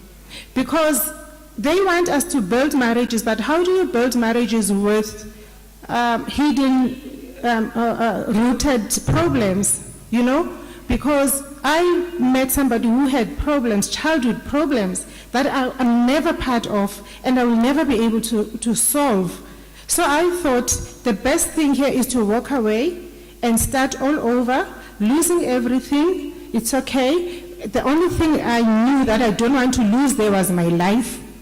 I didn't want to lose my life. I did not want to lose my beauty. I knew that I was still beautiful in the midst of that abuse, and I said I don't want to lose it. I want to realize my dreams. How am I going to reach my dreams? How will I know I have realized them? How will I know I have reached them? How will I get there? And I knew that getting them is to walk away from that situation, is to write down my experiences, is to consult.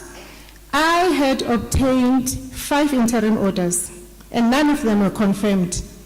Because the time you get an interim order, it's very long, and the time you come to confirm it, 6 to 8 weeks. Under normal circumstances, people would have been reconciled because churches and family and friends would come in and talk to you and sit you down. So also, I felt betrayed by the system. I went to the police station would say, "Hi, you guys look nice, man, you're very young." They'll come to our house, you can work things out. We end up drinking tea with them. I'm being assaulted. I had a blaster 2 times, you know, at Velges Hospital. So I had my own experiences. It required me to have courage now and ask myself, not anyone else, that is this the life you want to live? Is this how you want to raise your 2 boys? Is this the man you want to contribute into society? Because they'll grow up seeing his father beating their mother. They'll grow up seeing the father shouting and yelling and demanding things his way. Definitely, when they're older, I may not be able to take that out of them. So I had to risk a lot of things. I had to fight for my happiness, you know? And I always tell people, fighting for your happiness does not require you to physically fight somebody. I cannot fight anyone. But I knew that fighting your happiness requires you to admit that you are not happy, requires you to have courage to walk away, requires you to want to start from scratch and start all over. And I did that, you know. Now, how to let go? How did I do it? I started reading about why did he beat me? If he beats you, if he shouts, if he does this. And then I came across a list of questions on the internet. I read all of them, and they would say, does he shout at you? I would say yes. Does he beat you? Does he, most of the signs and more. Ne? And then at the end it says, if you answer yes, just one of those questions, I think there were 10. If you answer yes, just one of them, if you say yes to one of them, know that you are in an abusive relationship. And trust me, at the time, had answered 9 out of 10 because the 10th one was that one that if you answer yes. I had answered 9 out of 10. And at that time, it's me and the internet. Because a lot of the times, we don't want to share with somebody. We don't want to be judged. We don't want somebody to feel ashamed or... Now, how does the internet judging me? How does that person who wrote those questions know me? So that confirmed to me that it's not unique. You are not the only one. And if you don't make up your mind, you may not tell your story yourself. So I went to see a psychologist. At some point, we went together. He will see just one session and decide he's not going to do the next and the second and the third one. We saw about 4 together, but he saw only once on all of them. I continued until when I gave birth to my second born. He was less than 10 days when we fought and he assaulted me. I was coming from the hospital with less than a 10 days baby. I told family, they booked me a flight to go home to PE.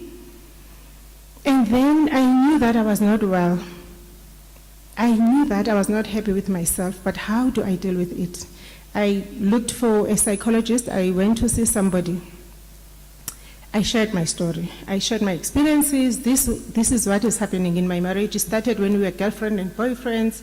We got married. You used to lock me in the flat. All those things that used to happen that are contained in my book. And the psychologist looked at me and just pulled something from the drawer and gave it to me to read. Sure. And then I read. I don't know if you've read I Got Flowers Today. Have you read that poem? Have you? That poem, I could see myself in that poem. You know, that poem helped me make up my mind because it says, I got flowers today because last night he choked me almost to death. I know he must be sorry because I got flowers today. And then she got flowers again because she was kicked. You know, the other day she was choked. The other day she was punched, but she knows that he's sorry because she got flowers. At the end, she says, I got flowers today. Unfortunately, it was my funeral day. He finally managed to kill me. Had I gathered enough courage to leave him. You know, I knew that my flowers were handbags, my flowers were spas, my flowers were holidays, my flowers were gala dinners, my flowers, you know, were all those things that he used to do for me. And I knew that one day he'll get me real flowers. So as the theme of today, choose to challenge. I want to challenge each and every one of you and ask you this question.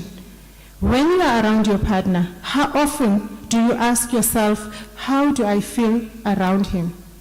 You need to ask that question. Challenge yourself. Find courage to ask yourself, how do I feel around him? That should tell you if you are in an abusive relationship or not. Because trust me, the signs and the forms, they happen in a subtle way. They are happening under the pretext of love. Not all of you knows that you are in an abusive relationship, but you need to ask yourself, how do I feel around my partner? That should tell you something. Thank you very much.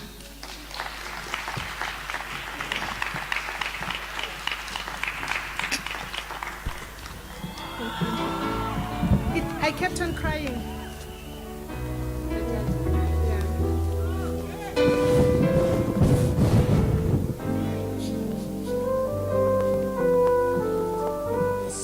Sure. That was very moving. Thank you so much, Doc, for sharing your story. I wish many women could share their stories so that we can know that it's real, so that we can know that we are not alone, so that we can know that it's okay to leave. There's nothing wrong to be ashamed. There's nothing to be ashamed of. Because most of the time we're always worried about batlaring. And then you stay until you die, but the signs were there. Exactly. So what? Your children wants to see you happy. They want their mommy to be happy. They want their mommy to be hugging them when they are arriving, saying, "Aba omanya because unale stress kantak." And the next thing, we now see gender-based violence because the boy child is not loved or he's not given enough attention because actually the mommy is always so sad. She doesn't have time to love herself. How can she love the next person? Very, very moving. It hits home.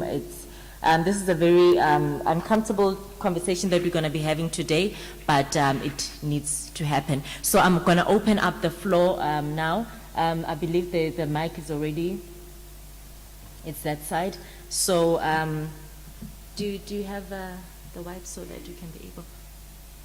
Okay, but we'll have our assistant to hold the mic so that we don't have to touch it in order to observe COVID protocol. And I think if you have a burning question, you can just raise your hand because in the interest of time, this is a very important conversation, and I'm going to request that we bear with the delay of the program, but let us have it, and we'll then have lunch at the end of the program. I've just had a discussion with my team, and we think that's going to work so that we can have this talk while the conversation is still burning. And before I open up to the floor, I just want to acknowledge all the advocates that are here, particularly from the work stream of women empowerment and gender equality. From Moral Regeneration, we have Advocate Mahadi Ramazamai, who's also here representing that work stream all the way from the Val Triangle. Thank you so much. And of course, I would really like Ms. Mahadi to also come up to the stage because we want to, to also get the views of the Moral Regeneration when it comes to this conversation. When we start having the questions, when we start opening the floor up to the questions, or will you take them from there, or? Thank you so much. Because, and you'll hear when she speaks, what their sector is about, because it's very important that we look at all sections. We look at religion, we look at society, we look at, maybe it's our morals, what is happening. And also Ausdike Lady mentioned, maybe it's because of the previous era. Where did we go wrong? So let us have that discussion. So if there are any questions now, can we just raise hands and let us acknowledge the hands, and so that we can be able to note who is going to speak first on the topics that have been mentioned. By the show of hands, we will now start opening the dialogue to the floor. Okay, noted. I think the mic can already go there, and there's another question that side.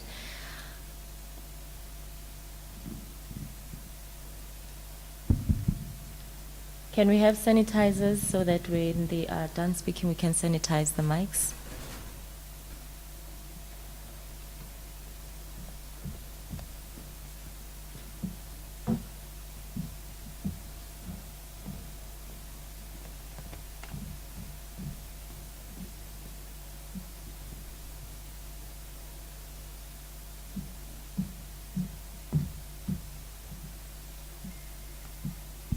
Okay, you can shoot right to it.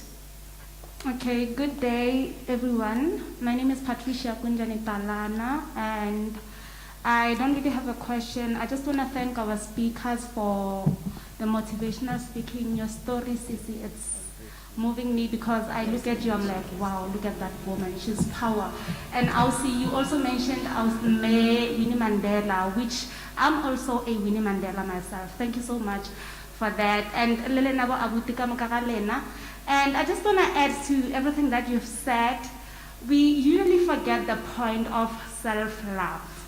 If you know what is self-love, then you will know what a gender-based and violence, it's nothing to you. You wouldn't participate when coming to that. And again, I was listening to our MC. She mentioned something about us being the change. There's this saying that I usually say that as youth of today, we need to be the change that we want to see and the help that we need. Because each and every one of us, we have troubles, we have matata day in and day out. But we're only thinking about our problems, but we're not thinking that the next person has problems too. And we forget to be the help that we ourselves we need. Hence I'm saying, let us be the change that we want to see and the help that we need. Thank you so much. Thank you very much.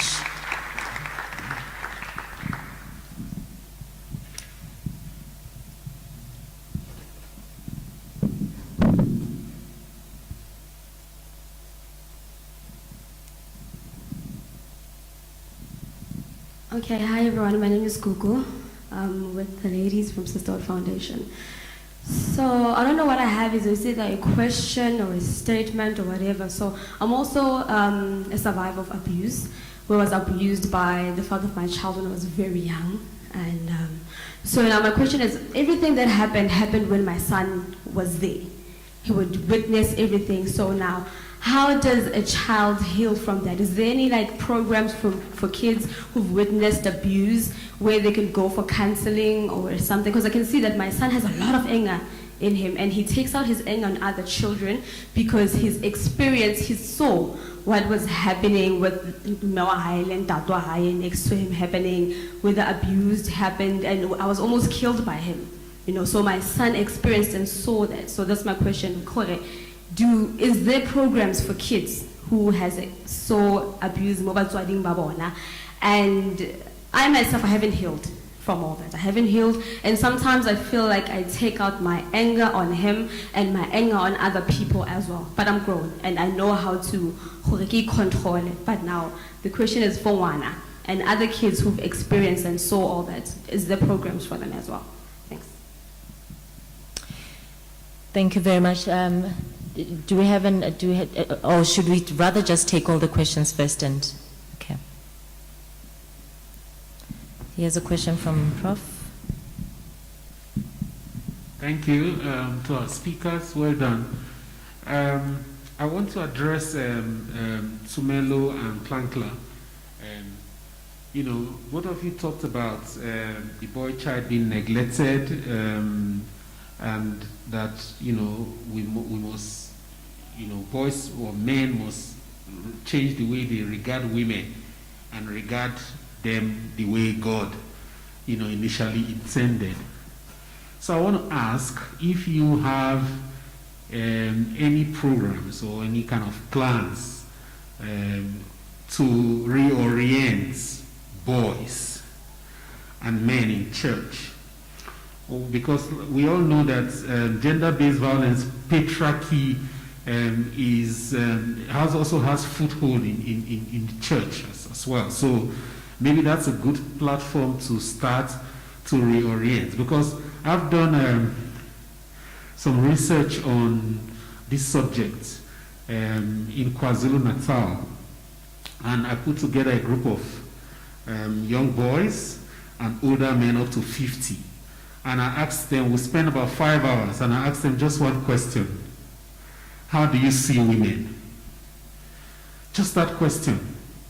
I asked them that question because in social psychology, we are told that how you perceive a situation informs your behavior towards that situation. Do you understand? So if you ask somebody, how do you see women? And they give you an answer, from their answer, you can explain their behavior towards women. And you'll be amazed, I'm sure you already know, that many men see women as all kinds of negative things. Whether it be as sex objects, whether it be as liars, as bad people. The major one I got was women as snakes. So if you see a woman as a snake, how do you deal with a snake? You deal with a snake with a long stick, and you strike its head. That's what the Bible tells us. You strike the head of the snake. So if a man, a young boy, a university boy sees a woman as a snake, what is he going to do to the snake? He's going to kill the snake. So why are we surprised that men, abuse women and kill them? The psychology of violence, we need to understand it for us to be able to solve the problem. So the question then for me was, okay, how do we begin to change that perception, that mindset? And this is the reason why I'm asking you that question, that we need to take that as a project. Mindset orientation, change the mindset. That once you can target that, once you can address the problem at that intellectual or mental level, then you have solved the problem. It's solved. And how do we solve it? By simply making our men, including the older ones and apart from the boys, to understand that gender-based violence is not European, it's not West African, it's not from the America. It is African. And if you do the research like Professor Dr. Oli has done, you will find that in patriarchal South Africa, Zulu land, women were regarded as special beings. That's before the European came. When they came here, they came with their own patriarchies that saw women as properties to be in the home. When they wanted to take our land and we signed agreement with them, our elders said, no, we have to consult the women. And say, what? Consult the women. In England, women are to make food and have sex. And you're talking about women being part of signing to transfer the land. The men say, yes, it's our culture. They said, no, that's bullshit culture. And they gave us these new patriarchies. And I tell you one thing, there's nobody on earth you give a privilege, and then you say, please give me back that privilege. They're not going to give it to you. That's why the men are fighting. That's why the more you empower women in South Africa, the more the men get angry and resist, because we are resisting to make sure our privilege is kept intact. Now, if we don't wonder, the best way to deal with us is to begin to change our perception. First of all, by making us understand that when we say men and women are equal, it is not from England, it is from Zululand. Because if you do research, you will find that King Shaka's army, King Shaka, the one who amalgamated everyone into the Zulu kingdom, 40% of his army were women. Did you know that? 40% were women. So if in Zulu culture women are supposed to look down and not talk, how were they able to go and fight? Were they looking down and killing the men? They were fighting. And his personal bodyguards were women. He didn't trust men to defend him. He said men are weak. Women, once they swore to celibacy, they would die. And so Shaka trusted women to protect him. Now, if these things are true, where do we hear, where do we get it from that women are supposed to be down there? Where is it coming from? It's coming from Europeans. So once we change that sociology, once we change that history, then our men will begin to have a different perception of women that, no, these people are freedom fighters, they are warriors, but above that, they are to be protected. Because in Zulu culture, if two men are fighting, in those days, two men are fighting, if one woman comes and falls in between them, the two men stop fighting automatically. Because women were seen as a symbol of peace, the mother of fertility, of wisdom. They are teachers. That's how we saw them, not as liars, not as snakes to be abused. So now we have changed perception, new culture, new patriarchy. Let's take it back. But we don't have to take it back by fighting. We take it back by re-engineering people's thinking. And it can start in church. So you go to the church and begin to show them how women are part of religion, how religion can equalize and show that women were part of the game. And then the boys, you tell them that in your social studies, let us try and recalculate and balance. Don't show them only the men that fought for the land. Show them the women that also fought for the land. So that way, you can re-socialize them. The boys can grow up now knowing fully well that, no, I can't abuse this girl because she's also a hero. She's a hero. The man is also a hero. Then together, the issue is, how can we work together to make a better society? That's the question we should then be asking. But please, men, I am one of you. I try my best to try and socialize others, but I'm challenging you, Tumelo and Klankla. Take this as a project to change mindsets. Once you change the mindset, you win the battle.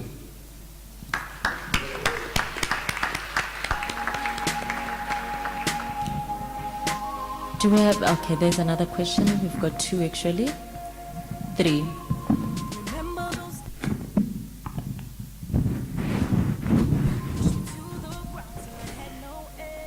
We talk about abuse. Let's talk about abuse. 3 days back, I have my daughter came to me and she was crying. And I said, what's wrong? She said, Mommy, I was playing and another boy came behind me and was touching my bump and playing with my bum and said my bump is big. And I was very angry about it. So I went to the boy's mother and explained to her what her son was doing. You know, the lady laughed. She was laughing. Because sometimes we as women, we allow our boys to do things and get away with it, and we don't tell them. It's so hurtful. And I didn't want to say anything. I even cry and I just walk out. Because here's a woman, my daughter was violated, touched her bum, but she don't see anything wrong with her son. She said even to me, you must come back, my son will bola her.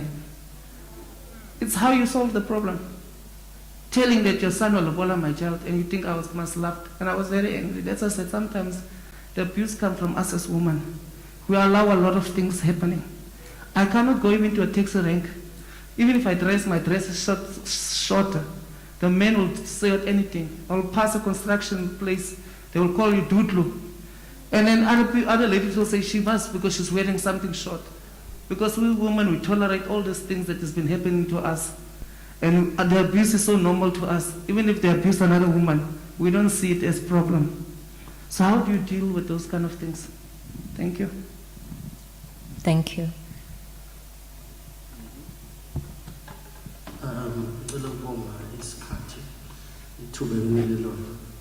My name is Zakere Jele. I'm in attendance today because as an artist manager, I decided to contribute with music into this space, which is GBV. Also, I requested of Emilia from an Instagram discussion to have us perform today, but I guess the budget was above the project today, the campaign. So I'm also contributing today because I have attended most of these GBV talks and all that. First, let me say I'm part of the group which is famous on Instagram and Twitter and any social media platform, which is called Fat Cats. We read books. After reading the books, we share amongst ourselves. 2 years ago, we invited writers, black writers, female and male, and we then also invited women because we're celebrating a GBV campaign as well from our end. And I've heard these stories where women are abused many times. And I'm also from a background where my father, my father was a soccer player and he was all over the place. In my Mamelodi, Mamelodi Sundowns, and he would come back at dinner in Dombiak and then kick my mom until my mom would learn to fight him back near Bomoto or the pen, the busy band. Wamshire, and I think by that day we all celebrated. We were 3, with me, myself as a firstborn, I was just one of my baby. So from then, my mother, even today, you will never touch me. I'm 41 years old, but you will never. My mom, shiny out, I beg the pants for my daughter. So I'm loving the part where the men seated there in front say, is literally giving a true story of Shaka Zulu, not the Shaka Zulu we read because of the Western. About fathers, they are very strong. About this, that's why it takes the 9 months and they go through the pain. So you must respect them. So, women can contribute to men. I'm afraid I'm a man. I cannot even tell you how many men I told today to come with me to attend this. And they said, no, we are busy. It was a GBV. It's difficult to get them here. I'm alone today. We're supposed to be 6. I'm alone.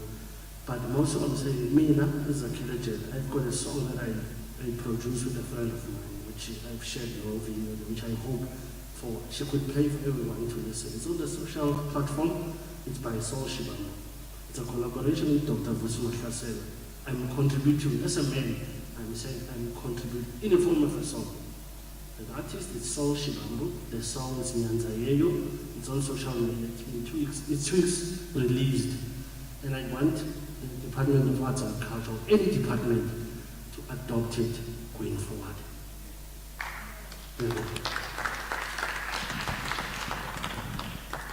Good afternoon, and thanks for this platform. Mine is a different story. I have 3 kids, 2 it's elder girls. I have a 7-year-old, he's turning 8 this year. He likes to beat the sister, the little one, the 10-year-old, and then my husband will leave him. He'll break the car windows, my husband will leave him. So I'll say to him, no, I'm going to take you to the police. Last week I went to certify the copies.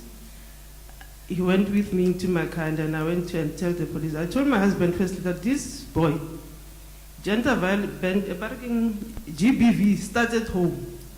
You'll find that we let this boy beat girls, touch the girl's bum, and then we don't say anything. He will think it's a right thing to do because we don't reprimand him. So I used to talk to his father and ask him or how he grew. I realized that they were 8, and my husband's father used to take care of the girls. He would protect the girls and neglect this boy. So I realized that a small child wants to protect this boy and nurture this boy because he was not loved by his father when he was growing up. So my son is going to pay for that. So I made sure I went to the police with him. I said, Papa, if you start beating your sister or touch her bum, I'm going to tell the police to come and arrest you. Ever since I did that, he's not doing that again.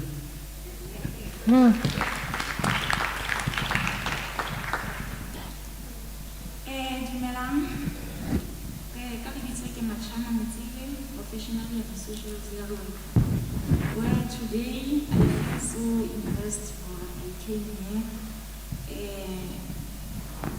Firstly, I would like to applaud Bo Baba Bekoto for what they are doing, because there's a speaker who said now it's not about poverty, but even though you have money, but you still abuse. So I realized, in fact, let me go back. My grandmother used to say, one man in the past will look after 5 families without expecting anything in return. But now we see our Baba Bekoto, those who have money, providing for their families, but instead of giving back, we expect something in return. So I wish Abu Baba Bekoto to educate other men out there who are financially stable so that they can give back without expecting something in return. So another thing, I came here very down because I'm also a victim. The last speaker, Dr. Goli, gave the science. So while she was sharing the science, I was asking myself, where do I fall on those signs? And it hit me. But you know what? I wish my partner was here. But he can just listen. What is? But let me leave it like that. And the other thing, the speaker who said she spoke. I don't remember her name, I'm sorry. I wish we could develop some other programs that are going to the schools, because that's where the abuse is happening.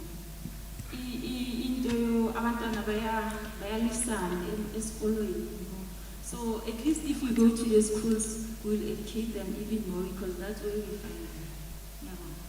Thank you. Dumelang. On behalf of Ubabu Koto, you learned that Mr. Isaacs has just asked something, that are we having the programs regarding the young boys? We are still busy towards it. Umama, I will start with Umama. Mama just spoke something that is very important that we need to do. Then come to the speakers. There is something that Mr. Tumelo has just said. I'm just adding on some of the issues that has been part, and I think we should just go on with them. Mr. Tumelo has emphasized something like about the boys, the gap that men and the older men and the boy. I think the gap that is between, it should be closed. Not forgetting that even in the woman, need also to be a part of it. When was it the last time, as a woman, take a child boy to a spa and try to teach that child boy how to treat a woman? I think that's where we are making a huge mistakes. We sometimes focus on the girl too much instead of a boy. I think if us all can take that initiative, the world will change.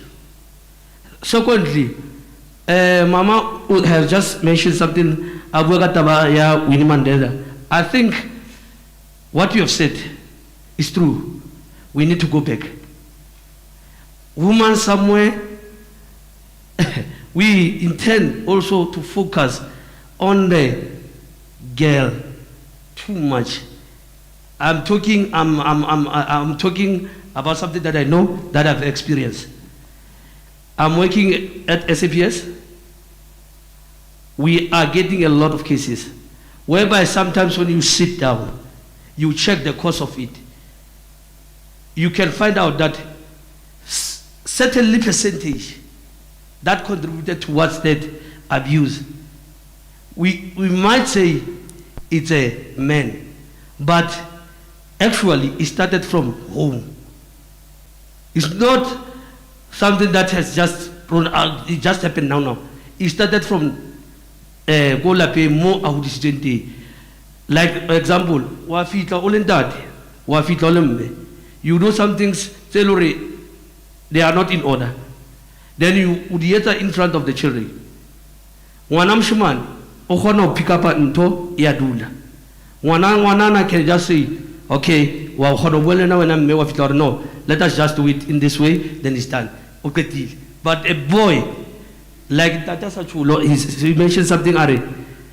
Ntatwa ntate hona le ntate mong a le a fitla hlalosa mme a tshulare hona le ntate mong a le a hlalosa a fitla re le nna ntate wa go ila nang shapa mosadi o na hlalosa hore ntate wa mohatsa ka o na ntse a shapa so le nna ntse ke tlo shapa re tle tabeng ya Greg. I think, like our brother said, I think it's a good opportunity to start it at the church, because that is where most of the boys are. If we can, like Rico Paniso, try to open something regarding this thing, let it not be end up only for today. For future reference, I've heard a lot of people there are having problems. In future, if you have something like this, let us try to organize social workers. Organize about relevant social workers. We can organize counseling, all those kind of things, so that when we are saying we are doing it, it will be done. We will be taking the step. We really appreciate Marona or organizer this event. We really appreciate. May God bless you. Thank you. Before we take the next round of questions, I just want to present all the questions and let the speakers respond. So the first question was, are there any programs for children, young children, particularly those in families that are exposed to gender-based violence? We are also, because we also have experts on the floor, so I would also, if they are able to respond, especially like the advocates and the department, if they are willing to respond to some of the questions, to do so. That was the first question.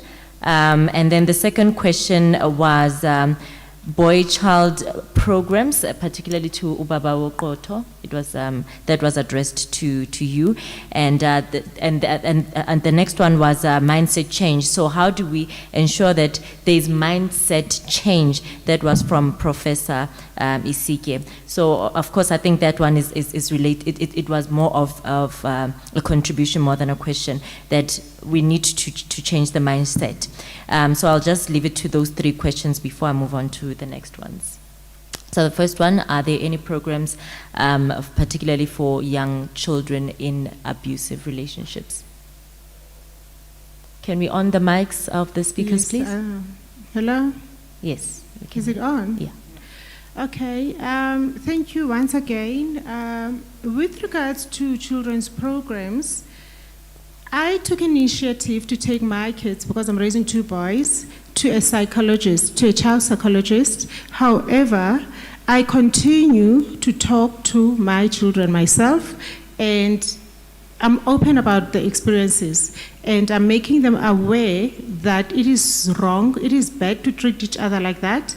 And a lot of the times when we separated and I moved out of the house, the father would take it on them and shout them and tell them how stupid I am. And sometimes they will want to take responsibility for me. They will want to cover for me. And I'll tell them that it was never their fault. And if they continue with that behavior, because that behavior is not a sickness, I always tell them, I'm very honest about it, that behavior is learned. You can choose to be an abuser, you can choose to walk away. Even them, I always tell them, because a lot of the times abuse is reported by women, men don't report, it does not make them to accept it. They should not accept abuse as well. They must learn to walk away. And I always tell them, I will side by your partners. If they say, you did this, I will believe them, because we go through abuse day in, day out. And most of the time, the kids who grew in an abusive environment, they know nothing better.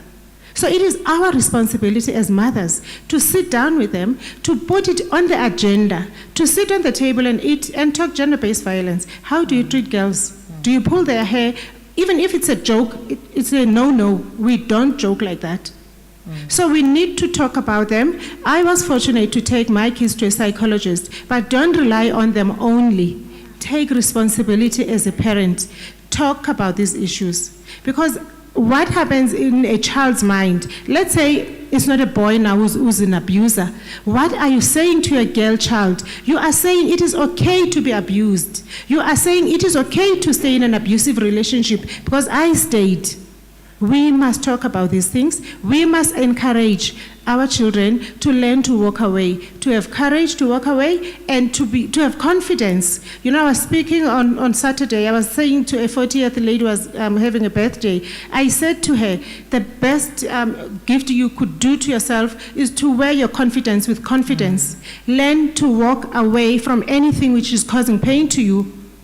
Your colleagues, your friends, it doesn't have to be your intimate partner. Even friends that are abusing you, learn to walk away from them.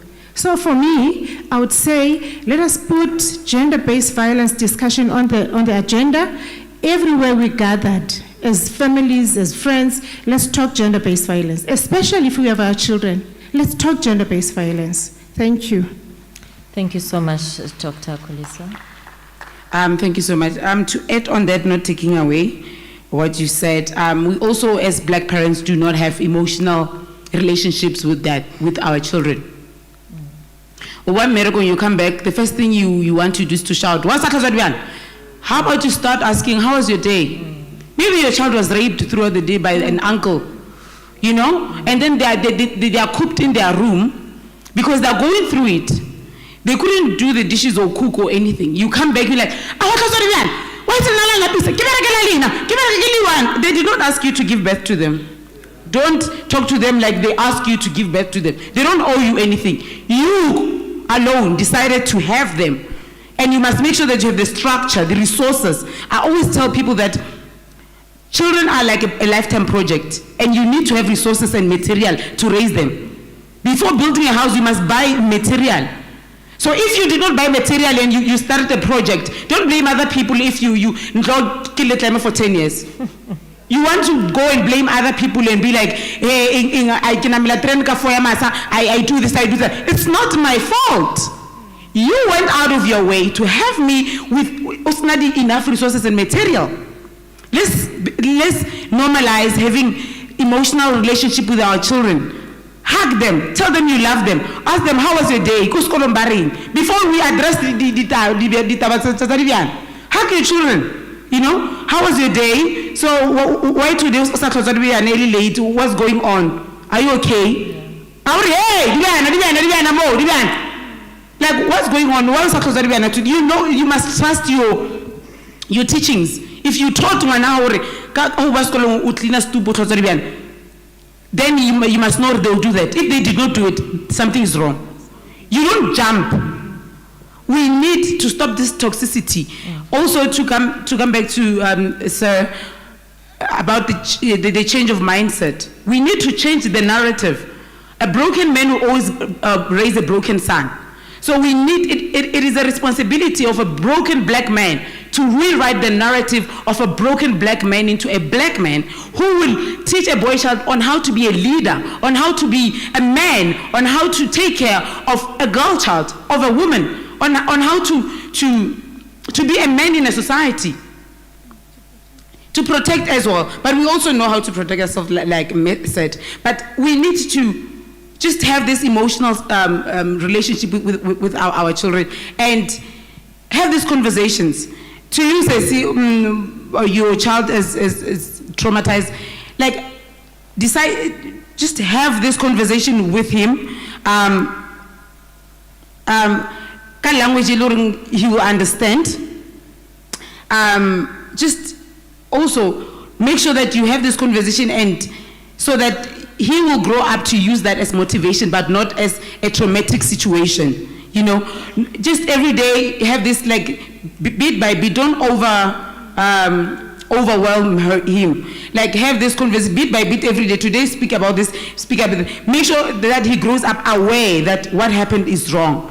Also, for your help, cry about it. Crying helps a lot. Cry about it.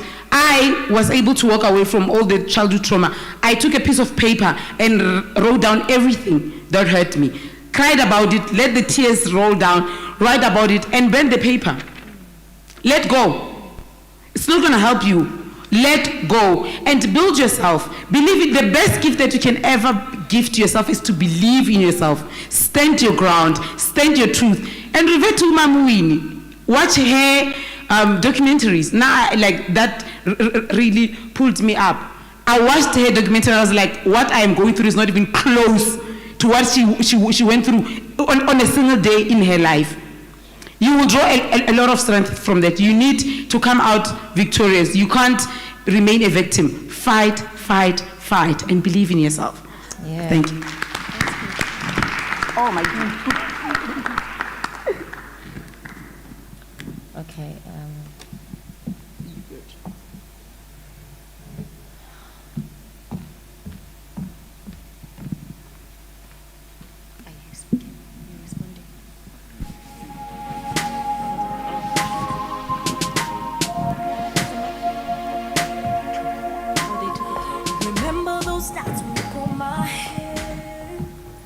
Thank you. Coming to that question of the program, it's very difficult, especially if we don't have facilities. That's the challenge that we are facing. But now, because of Kilomo SAPS, I'm still in time for SAPS. That's why bana ba banyane me leng hore na di minors, especially like my sister Hacho arena ngwana hae witnessile maybe ntho ya GBV etsahala, then ba behavior jena sekolong hangata re na le di co stationing like hona le batho bo thung you adopt a school ke me le hore na maponisa ba involved in such incident tse leng hore ngwana le monyane a etse a gobatse ngwana o mong, not because of le detention size, because of maybe before class sekolong ho se mme o tlapile ntate ka pontate o tlapile ntho ene ntse le ka kelelong ka taxi sound di ba palama taxi yalla ha fihla sekolong e mong a ka mothetsa fela obvious ka nna mohlaba ka skero etsa something. That's why ba bitsa maponisa e leng hore na ke di adopt a school.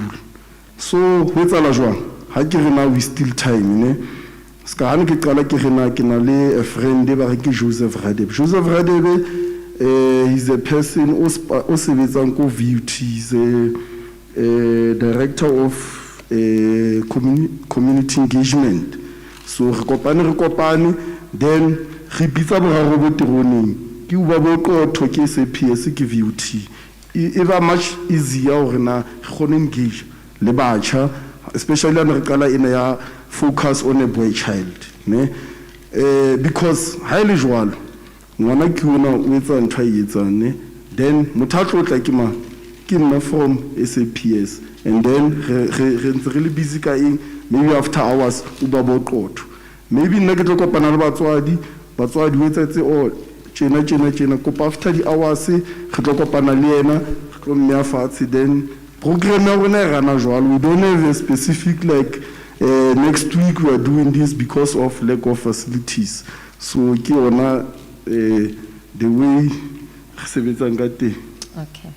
Thank you. All right, our next question, women are also abusers too. That was coming from Memola Hore. We criticize each other so much, and we are the first people to acknowledge Hore, Moriru hai hawa ka mua. Hore hu bona o jwang, before the men can actually even notice that. So that is a question. Hore, how do we change our mindset as women? What can be done? The next one is, how do men become a part of GBV talks? As one of the artists mentioned earlier on, Hore, he wanted to bring the guys, but the guys are not interested in talk shows. And just out of the record, hey, this guy's fee is very high. As you can see, we don't have money. 120. We can't afford you.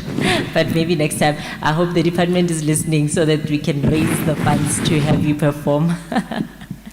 So we would have loved, because the minute he said he wants to come on and listen to that song, ladies and gentlemen, just send it to me again, because I want to mention it so that they can listen to it. It's a very moving song, and I instantly fell in love with it, and that's why I wanted them to come through, but unfortunately we couldn't afford them. But thank you so much for coming, because we didn't expect that you would come, even though we couldn't have you perform. All right, and the next question is directed to Dr. Koliswa. It was about the signs. The lady, as you can hear, she came here as an emotional woman today, with emotions with regards to what is happening in her life currently. And the question is, I think from what I could gather is, you know, she wants to walk away, but she wants to change this man. And we so much want to change this person. She wishes he could have been here so that he can hear and listen and change. But she's obviously still in that same relationship. How does she deal with it? Does she walk away or change him? And the next question, teach a boy child how to treat a girl. And the last one was, the problem starts from home.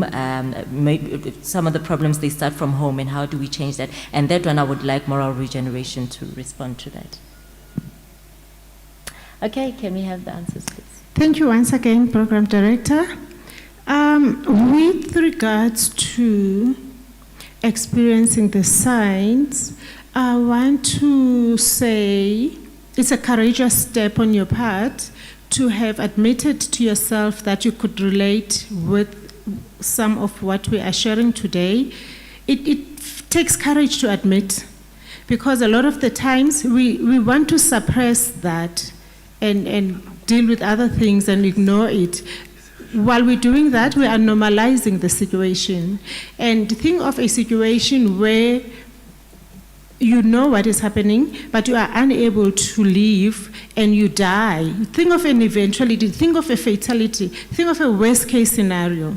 However, I want to suggest that talk about how you feel. Clearly, you've asked yourself, you know how you feel around your partner. Try to explain to him and see how he responds. Seek help. I'm not going to come here and act brave and pretend that I did not struggle to walk away. I made many attempts. I would go and come back and go and come back, because when you are familiar with your space, you tend to be comfortable and justify all other activities. But once this thing happens again, you realize that you are not happy, you are hurting. However, it's very important to love yourself enough to let go. You need to learn to find that courage. It's courageous to admit. A lot of the time we say, he's not physically hurting me, he's not doing, we justify their actions. We know that, okay, if I do this, he's gonna do this, and then that's it. I had to stay knowing very well that he's gonna beat me, and every 7 days I knew that I'm going to be beaten. And if he doesn't beat me, I'll wonder and think there's something wrong with me. Because I'll be beaten for anything. Why this water is here and there's another bottle here? What if somebody walks in here? How, I normalized it. It's wrong. So the fact that you have acknowledged, the fact that you have admitted, seek help, read about it, find yourself in literature. At least by now, there's a lot of documentation on people's experiences, people that you can relate, people that you can see. And if he doesn't want to change, unfortunately, you have no ability to change him. As long as you explain to him, this is how I feel, this is what makes me, there's no future if you guys can't deal with it. I always feel relationships should be able to see the future. But if you can't cope now, will you be able to put that picture that you have drawn on the wall for yourselves? So think about the children. In South Africa, it's undeniable that it has become unsafe for women and children. So if you want to try and gamble with your life, is to stay there and prolong the pain. No one has an ability to change another person. We need to discuss gender-based violence all the time. And unfortunately, if he doesn't want to stop his behavior, you need to walk away. You need to love yourself enough to walk away. Thank you.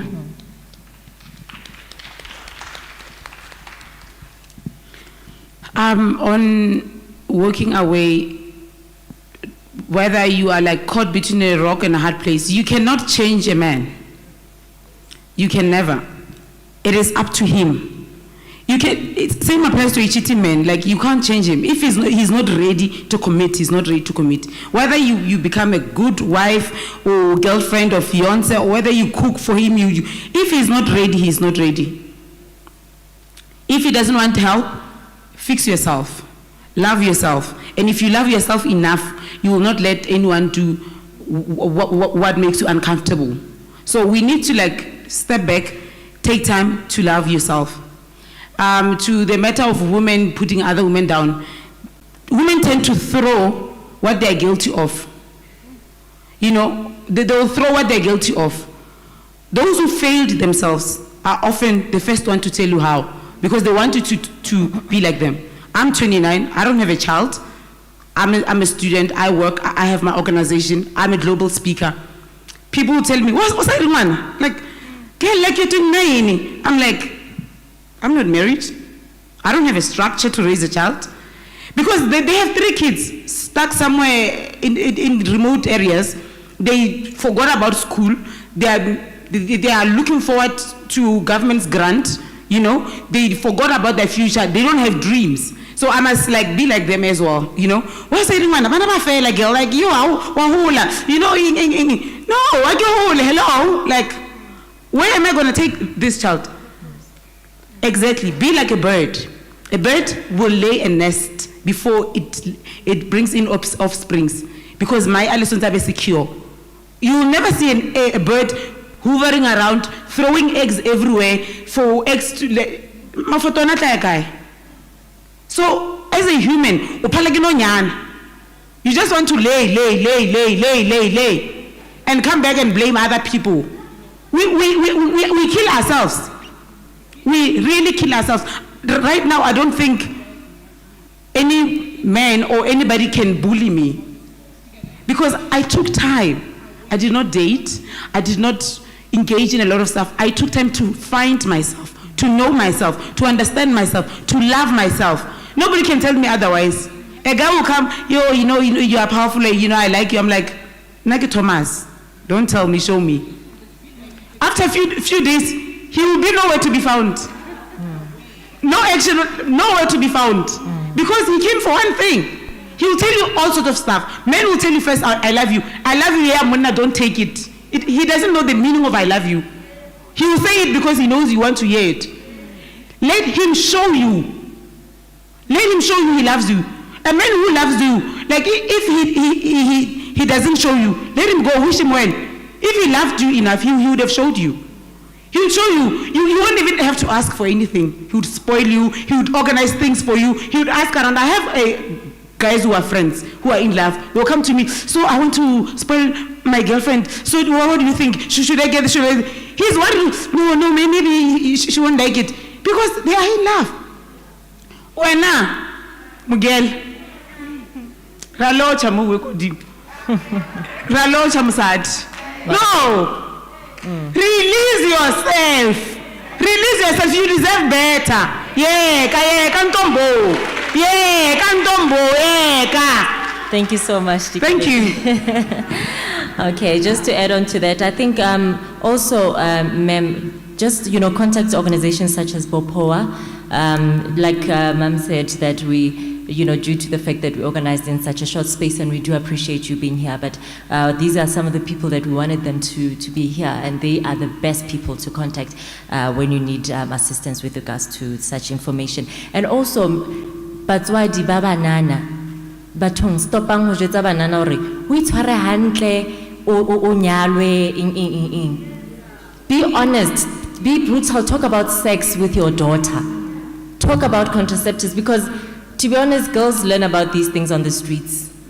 Even though the information is there, but you need to hear it from your mother to tell you where to go and get it, so that you can be confident when you go and because they are having sex.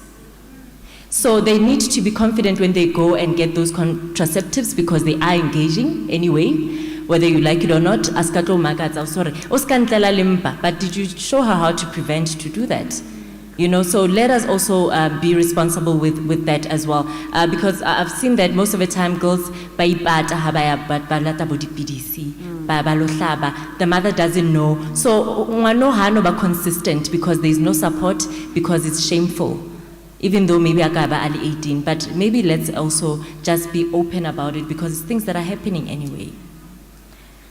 The last question, it was about the problems at home. I know Moral Regeneration is very passionate about that, and can you just, respond on that? Can we have the mic quickly, so that we can take our last round and come to the end of the program? The roving mic is there. It's needed here. Oh, there's a question. Yes, we'll come back. We're not taking questions. We want an answer for the last question.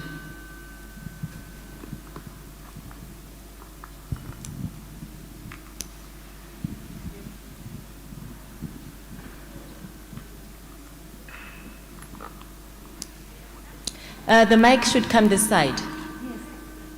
Oh, okay. So the question is, problems are at home. How do we fix these problems from home?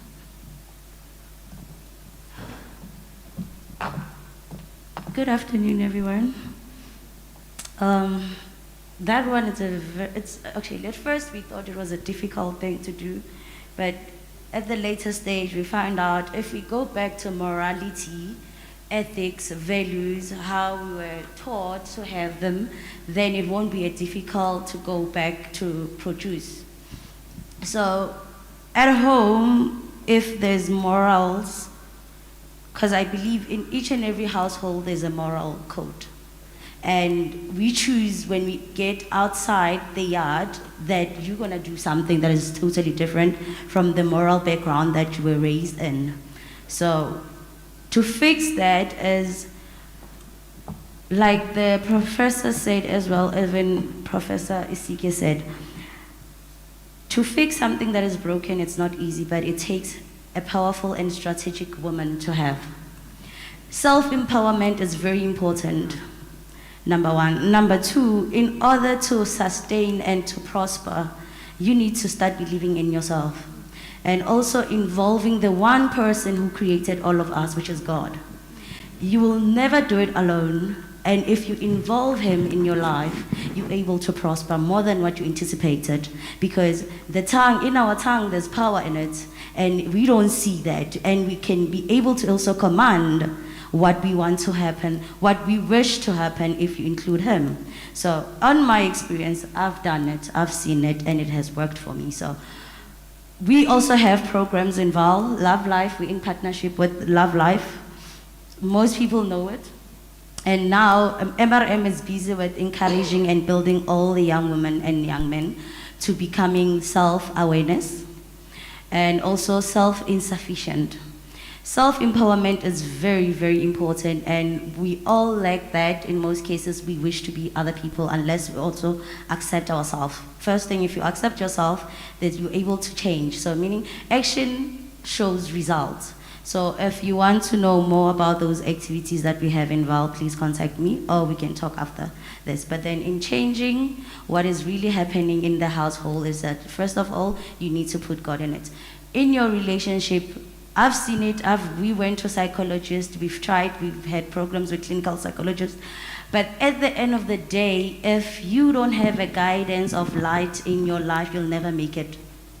You'll never. Thank you. Thank you very much, Advocate. Professor wants to say something.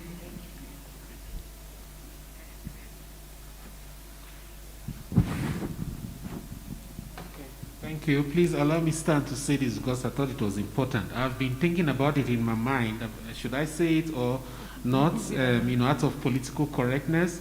But to do the right thing is always better. It trumps every consideration.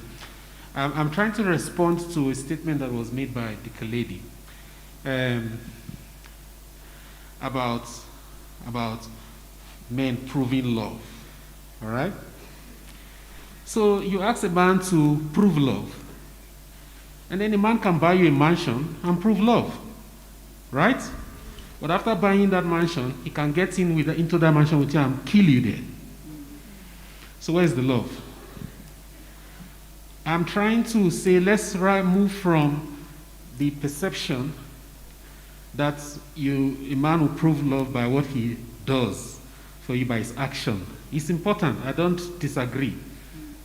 But I'm saying that let's move to a point where we ask a man that comes for you, simple, what plan do you have for yourself in the next 5 years? I tell you, that's a very difficult question to ask any human being. And anybody who can tell you today what they plan to be in 5 years' time, run away from that person. They don't know where they are. They don't know who they are. If they don't know who they are, how can they plan for you? So simply ask, what are your plans in the next 5 years for yourself? Then as they are talking, when they finish talking, then ask them, where is my place in that plan? Do you understand? Now, if a man says, I'm poor today, I'm not employed, but in 5 years' time, I want to be employed, I want to raise a family, I want to have 2 children, I want to be married, and you ask him, where is my place? He tells you on the spot, I want you to be that woman in that plan. That, for me, is a better way to address it than to expect to say, look, prove, show me. Because he can borrow his friend's car and show you. He can take you to borrow money and take you to a nice place, or borrow money and buy you a gift.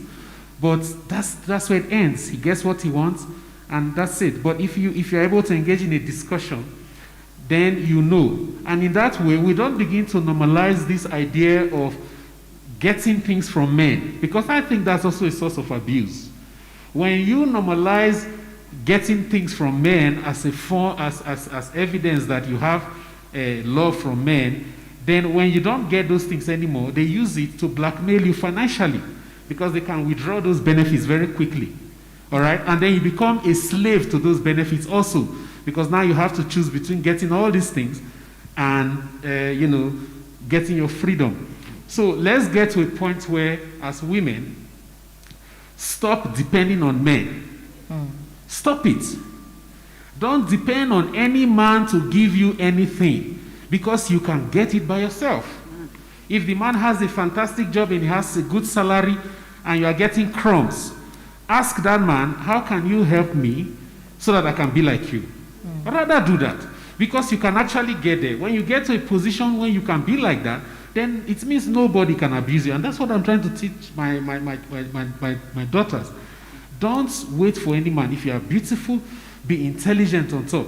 Be beautiful and also be, the way we describe Vinolia, beauty and brains. Be beautiful and also have the brains. Then nobody can cheat you, because I tell my children, yes, I'm professor today. You are enjoying all these things because I'm alive. If I fall dead, then what? Everything vanishes like that. Overnight, it's finished. Your father died and your story died. No. But if you normalize hard work and you grow up People will know that, you know, she's beautiful, but she also has something else to offer. And when the men finish having sex with you, and there's something else to offer, then there's a relationship. But if there's nothing else beyond the sex, then they'll move to the next sex, to the next one, and to the next one, and then you become a statistic. So I want you to get to this point where you begin to tell yourself, and to every woman around you,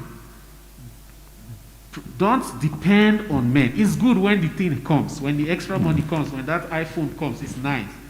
But please don't grow up, then it becomes an industry to have a rich boyfriend. If you don't have a rich boyfriend, you have not made it in life. No, not true. Don't depend on anybody. Depend on yourself only. I need you to get to that point. I'm sorry, I'm not trying to oppose you, but just trying to, let's take the discussion a bit better. Oh, I'm also not justifying it, but I guess I didn't mention, you rounded it off to the nearest materialistic. I didn't mean it that way, that they should show us with material stuff. Men, I can meet you and then I tell you, like you said, we engage in conversations, what kind of men I'm looking for, the attributes.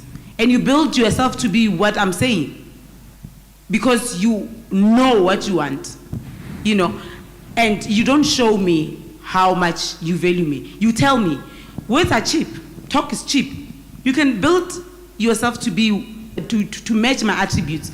You know, the next 5 years, I see myself owning this beautiful house, marrying you, having our beautiful kids. Should I buy that?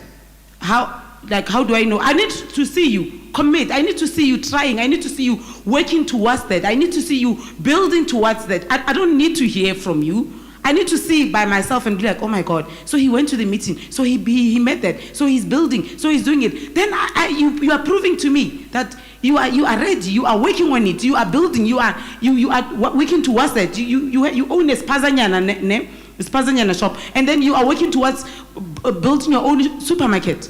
I want to see that. I don't want you to tell me that, you know, I want to build a supermarket and I'm going to buy you a train and I own a sport, you know, like I'm going to buy you a private jet. Like, do you own internet? No, you don't. So I want to see you do it, implement, commit, consistency. Not in a materialistic way. Like I can buy myself flowers, go, with 100 rand. But you know, I'm saying, show. Men, I think, like, it takes time to get to know people. That's why we need to court. Thank you. Thank you very much for that. We are coming towards the end of the program because of time. And I think just to add on to that, when it comes to the economic freedom and empowerment of women, you know, this is something that I said at the Social Compact. The Social Compact Convention last year in March, that, you know, it's great, it's amazing that government is doing so much for young women that have children in terms of grants, etc. But how about we invest more in ensuring that there's more budget for NEFSAs, you know, instead of more budget for child grant, but not empowering me to study so that I can be able to be empowered to make informed decisions about my life. Because I like what you said about that you are 29 and you are doing amazing for yourself. But if you are not empowered, you don't have that opportunity to make choices, because now there's this guy who's dictating your life, like that uncle. She wants to further her career and her studies, but unfortunately the uncle is the one who's funding those studies. Now what happened? Instead of graduating, she was pregnant. So if government can assist in ensuring that girls, there are more women or girl child programs that empowers girls, instead of yes, we love that we are you know, there's grants that that's amazing, but can we also focus on saying, you know what, here's NEFSAs, don't pay for NEFSAs when you are done. Free education. Let us not get to a point where we protest and fight, etc. Empower us to be able to make, because an empowered girl has the power to make decisions about her life that are informed. But if you do not have that empowerment in you, it's difficult to make those decisions, because you know that if I say no, I'm not going to be able to have money to buy pads, because we also need to buy pads. So with that, I just want to release our speakers, because I know that we had booked you for until a certain time.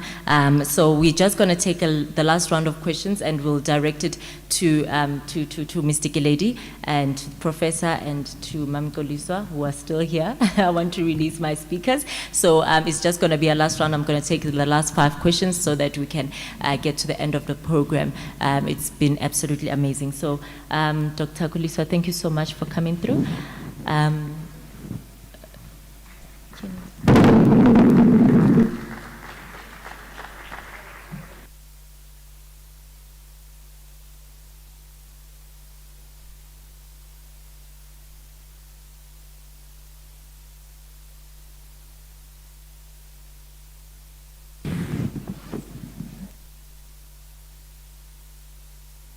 And to also release Ubaba Uqotho, thank you so much for coming through. We do appreciate it, and we know that your job is very demanding because you gave us your time even though you still had to be at work and do those investigations. So thank you so much for coming through. Can you give them a round of applause, please?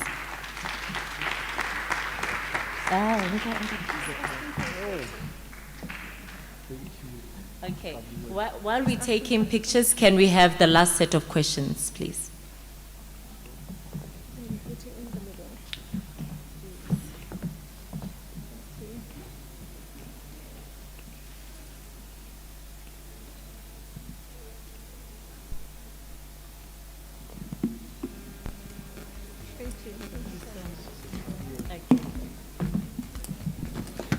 I think I also want to, if there are no questions, I just want us to bear in mind as we are having these conversations that, you know, our work stream is about gender equality and women empowerment, as well as people living with disabilities. And while we are having those conversations about the workspace, we must also consider what are some of the difficulties that women with disabilities face in the workplace, and those need to be addressed. And I think we should not forget about that. Let's not only focus on relationships, but also in the workspace, that if I'm disabled, there are certain limitations. If I can't see properly, you know, there are certain limitations with regards to getting to higher positions. Are those really taken into account? You know, because we want to see women in leadership positions. We want to see a lot of change when it comes to women. So as we are having those conversations, can we just do that? So I'm just going to take just 3 questions because we did have a question, just to make it fair, and then we can get to the end of the program, please. Good evening, everybody.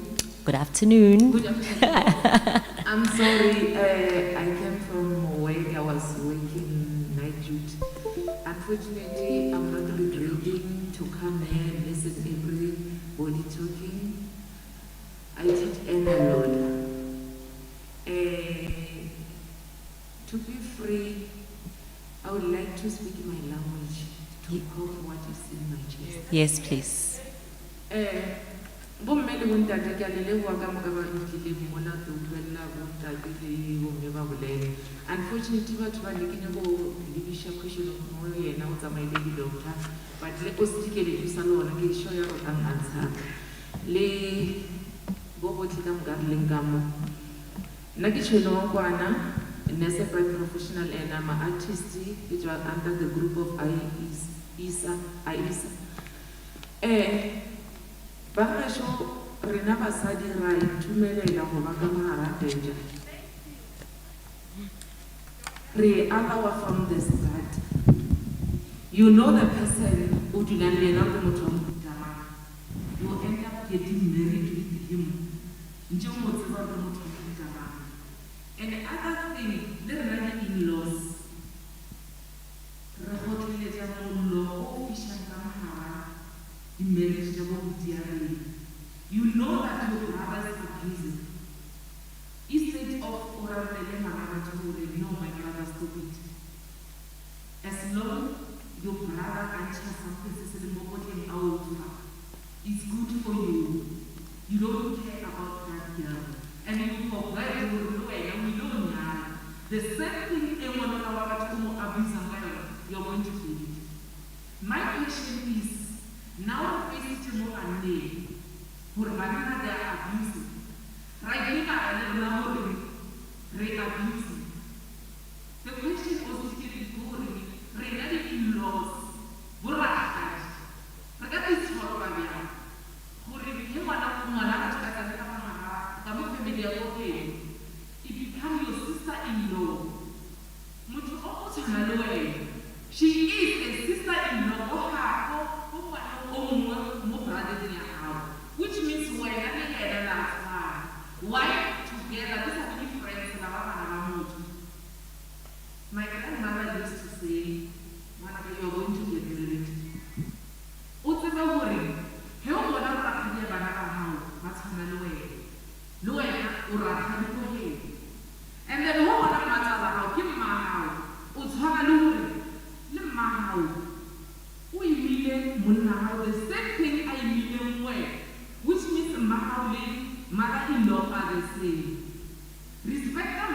mother-in-law, o tshwana le the way you respect the mama hao.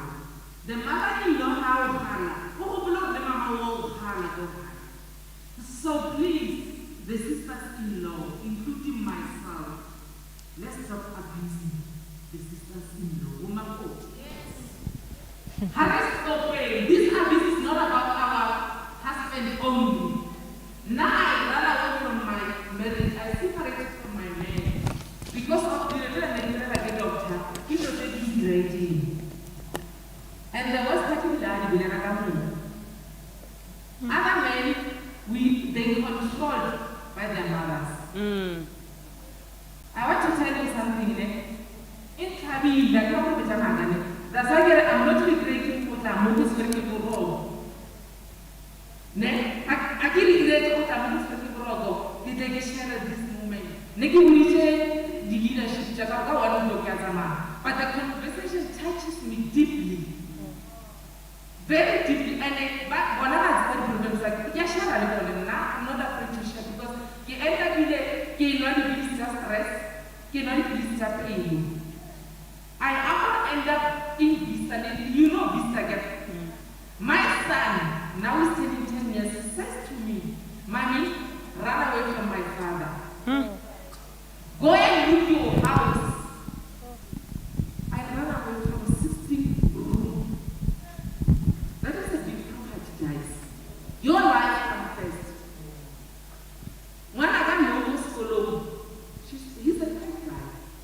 How come I was just no, this is abusive. I don't like that. He's a bully.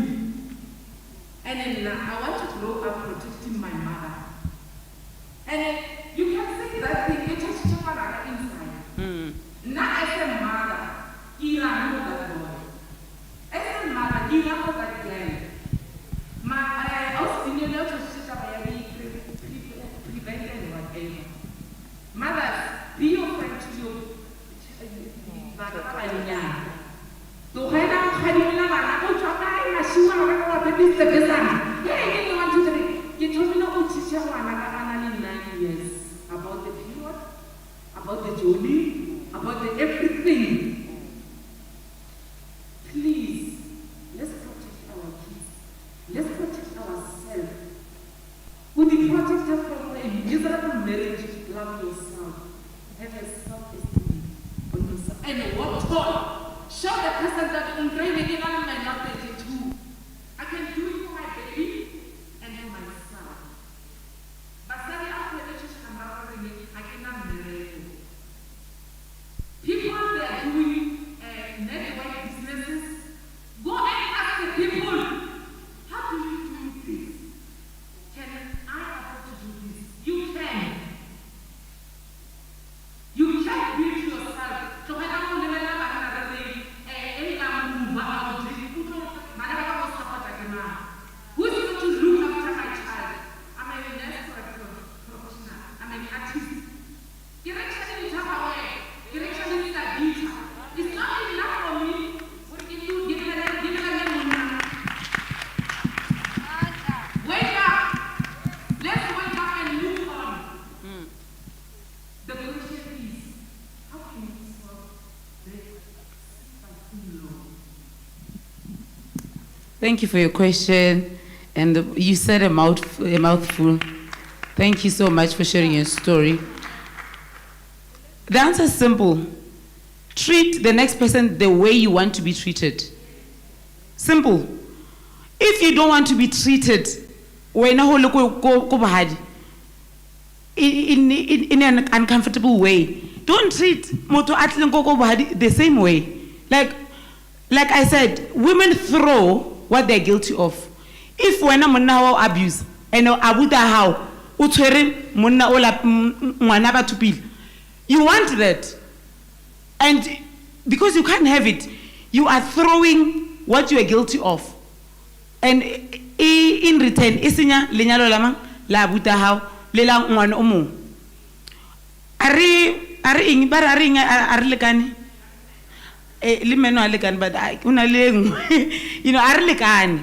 A little relationship that not gas one, little partner that not gas one. So appreciate what you have. You chose it with. I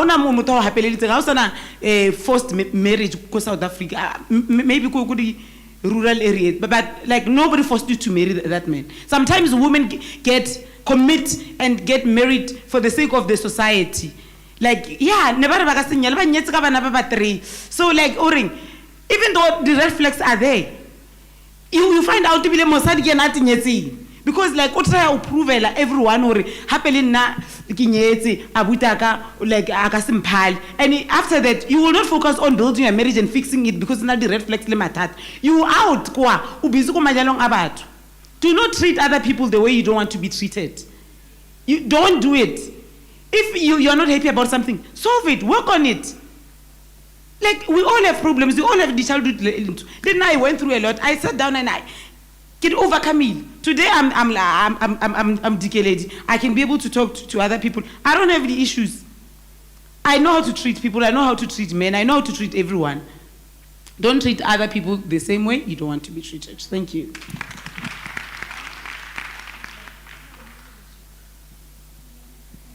Do we have another question? I didn't get it. Sanibonani. Igama lami nguBusi, all the way from Mpumalanga, chairperson ne-sister ward. Ngithande ama-clips bewadlala la. Ngathanda izikhulumi bezikhuluma. But kunento esalayo. What about LGBTQIQ? Ngimela ama-lesbians. And ama youngsters bayazibulala because the community ayiba accept. So sithini ngalokho? Inatuzana LGBT ithini kune kolo or kunama programs abawenzayo ukuthi basize I-community, not basize I-LGBTQI, basize I-community ukuthi bas accept. Yeah. So I want to know that. And kuma families ngiyacabanga ukuthi kumele bafunde about ngoba kunama science. Ngithanda into yama science. Umntwana umbona semncane. Bese uzothi emntwaneni, hayi wena angizalanga isitabane mina. What's that? Umntwana akasikhethelanga ukuthi abe isitabane. So sithini ngalokho? Bengicela ukuthi makunama kube nama programs ukuthi kube nezo into ezinjani. Ngiyabonga. Thank you for your question.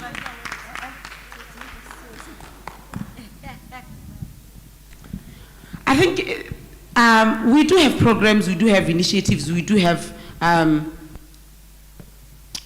campaigns that LGBTQI plus, and it goes back to family. Like they don't choose. Like our parents don't understand. They don't. This thing is spiritual. They don't choose to. Like you can tell. Like take someone who's gay and put them here, and take a proper man and put. Like you see the difference. Like you can't fake that. You can't do. You can't fake it. Even their structure, how they walk, how they talk, it comes natural to them to associate themselves with women, more female friends than, like, they don't choose these things. We need to support them because it's also, to them, it's traumatic. You grow up, you realize, oh, I'm not like men. Neither am I not like women. Where do I fall? Like, they're going through that and nobody stops to say, how are you feeling? Like, how are you dealing with this? We judge, bulai, you know, how do you do it? Let's educate communities, let's educate ourselves and support them, you know? So I think, yeah, I don't know if... Yeah, just to add on to that, I think it's a very good question because in as much as you saw in our campaign, we are also addressing that men also do get abused.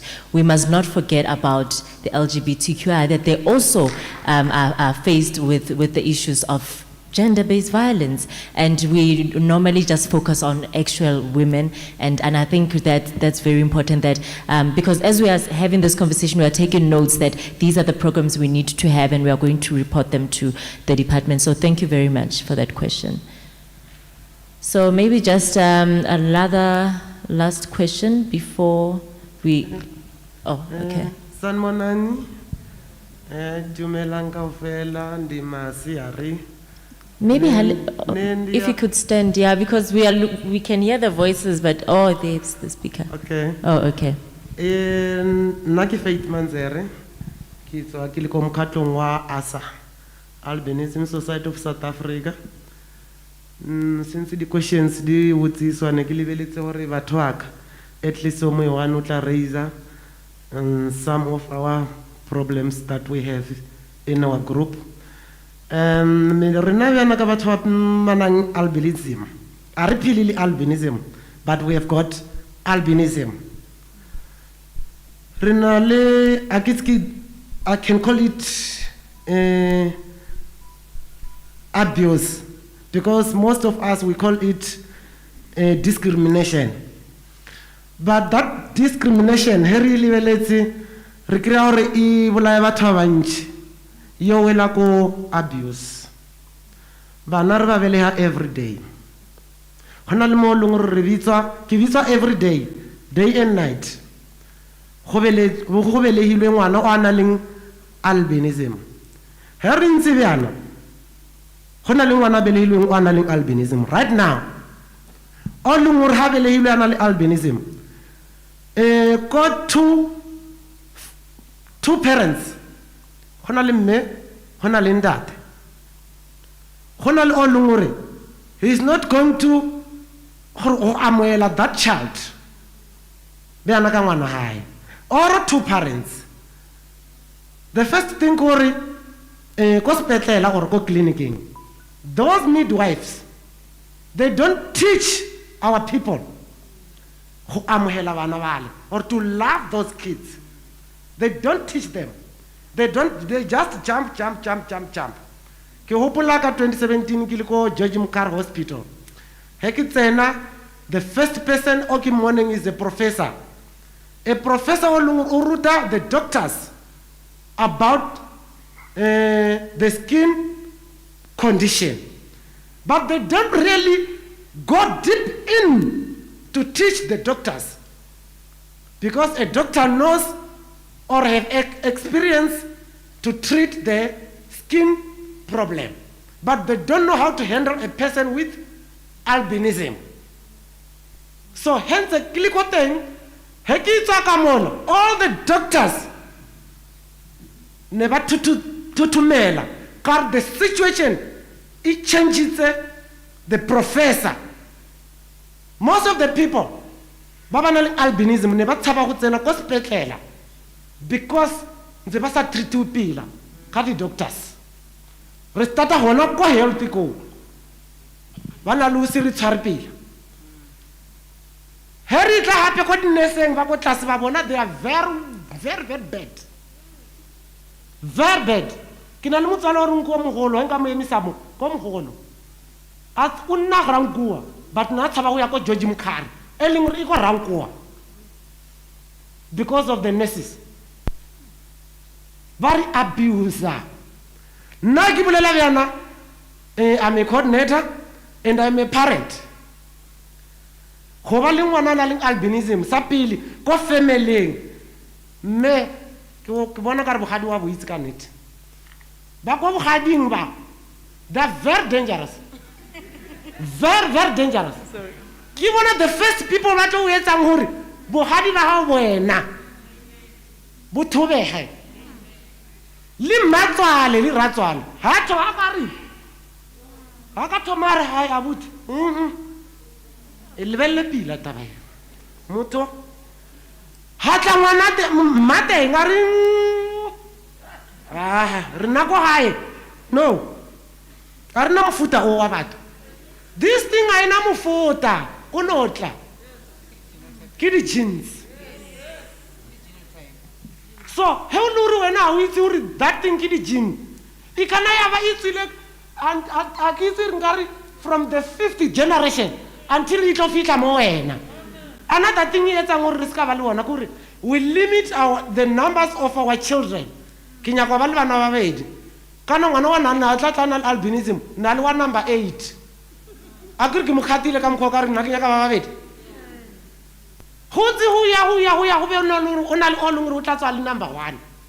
he fihla ka mola rena ba ko esa ba teng ba ka tlhaliwa bjana o tla le ngwana o ntse o lla September last year ka di 20 something 24 somewhere there ke bilitswe somewhere ko Winterfeld he ke bilitswe ko Winterfeld motswadi na alla ke second born ya hae a fihle ngwana for almost 4 months because he ne ba le ka montlong yena le dali wa hae nze ba nagana gore he ko mo seu thata ba mo fa lebitso ba re ke basane mara ha ntse a tsamaya le ngwana o le ba ntse ba seba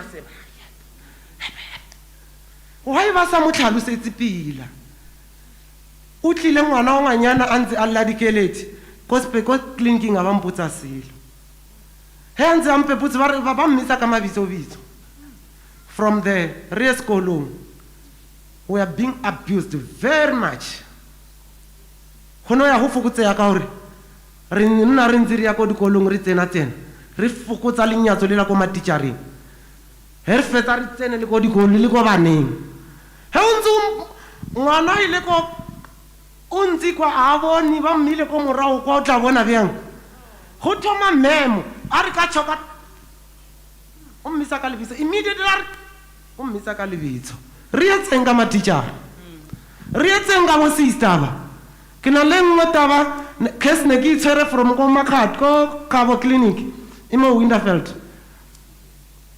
a nurse, a full nurse, a professional nurse a re o kirile ngwana wa albino ka gore o jotse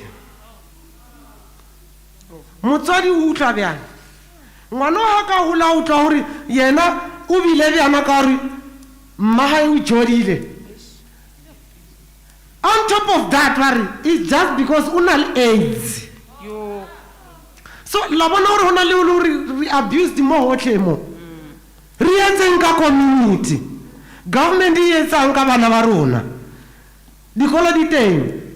Di special schools. Chelete a re lekane yana ka house dikeleta e buletse. Malapa a lekane. Akina yona chelete ya isa ngwana mo Philadelphia. Akina ngwana o isa mo chelete ya isa ngwana mo Prince of Steng sekolo kam but ho ka ya list ya teng ikana nna ke phela ka grant government e etsang ka rona e etsang ka bana ba rona. Thank you. Wow, what a mouthful. Wow, I can see get to me ka albinism. Wow. I think we need more programs and initiatives to educate communities, to educate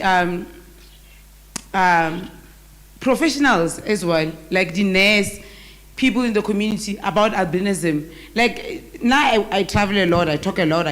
I've never, engaged in a conversation near albinism because they're always lacking. So thank you so much for opening my eyes also to add that into the programs that we do. Go to programs that re kgone add le taba ya albinism, re-educate bana because we go to schools, re-educate bana or o tshwana le lena ngwana just like my le leng le dark le leng le light but ka mohare is the same yolk, like holy two ba le ka mohare a tshwana but ka montle le leng le white le leng le dark nyana le leng le like it's just the same color, it's just the color. And kataba ya ho bulana, I feel sometimes it's how you position yourself. Now I got diagnosed with COVID January. I nearly died. I used to have the mentality of maybe government is doing something. You can't get COVID today, tomorrow you are dead. People are dying like that. The government, hence Ashifa, they are digging graves prior to Batuba. How do they know? They are killing us and something, I was one of those until I got it. And I felt that I can die now. I felt like literally my heart stopped beating. I went to, before I went to the hospital, I went to a private doctor. I had injection and everything. I think that saved me. I went to Helen Joseph's. From the gate, I couldn't walk, I was weak. From the gate, a security guard came, ka wheelchair. And I was like, and I was keep public or keep private. And I keep public. Okay. And then they rushed. I saw doctors run for my life. They were literally running to save my life. And then they said, I'm here today. I nearly lost my heart, stopped beating. So I think maybe it's how you position yourself, how we need to know our human rights. We need to know where we stand. Now I question a lot. I'm like, how do you treat me like that? Go interview, you said you love people, you like to help people, and this is what you do. And now you are not doing it. Do your job. We need to know our rights. We need to know what we are entitled to as well. I wanted to add on King Eleng. It's a lot that we are talking about. You mentioned, what was it again? Very important, my goodness. Sorry? Oh, yes. Like, same applies to LGBTQI+. They did not choose, you know.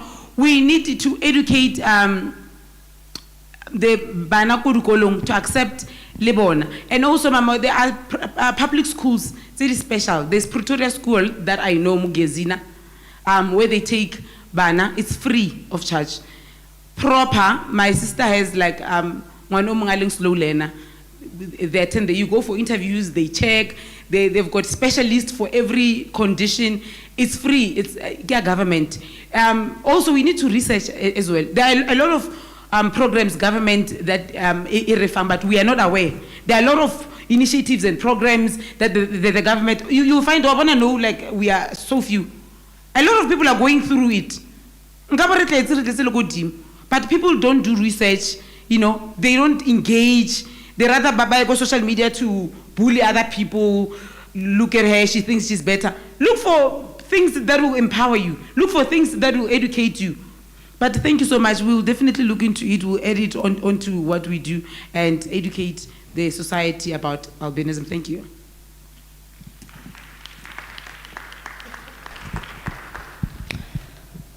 Thank you so much, Oziki Lady. You've been absolutely amazing in answering the questions alone as a speaker.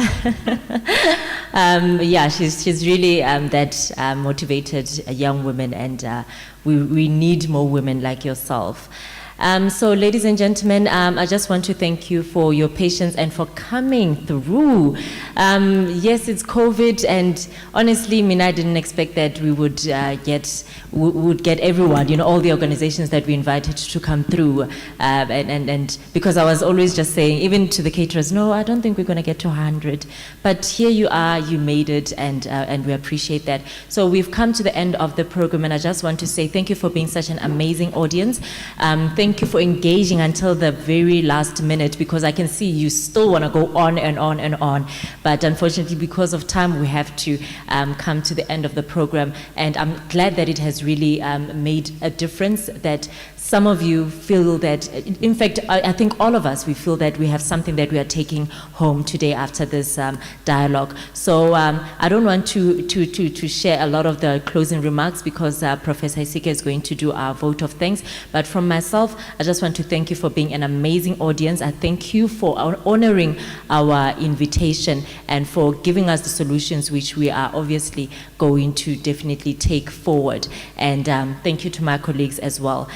So remember to talk about it, to tweet about it on social media. It's #ChooseToChallenge, and we are Wedge. So we have opened social media pages for the social cohesion advocates, particularly the Women Empowerment and Gender Equality work stream, which also focuses on the disability and the elderly, and which is why we have invited ASA. And thank you so much for your contributions, Ma. So do follow that page. It is Social Cohesion Wedge. So you will see that in the end it has WEGE, which stands for Women Empowerment and Gender Equality. Do follow it. Tag us in all your conversations. Know that we are there to advocate for all your needs that are relevant to our work. And I also want to thank you as well for honoring the invitation. Without taking away from the vote of thanks, my name is Vinolia Mabele. Thank you so much, and have yourselves a lovely afternoon. And before I end on that note, can everyone who drove here just give your parking tickets to our assistant, our coordinator here, so that we can make sure that they are covered for, that you don't have to pay for your parking ticket. Please just raise your hand as we are closing the program, that she takes your parking ticket, please. Professor Isike, Professor Christopher Isike, please give him a warm round of applause as he comes to give us the vote of thanks.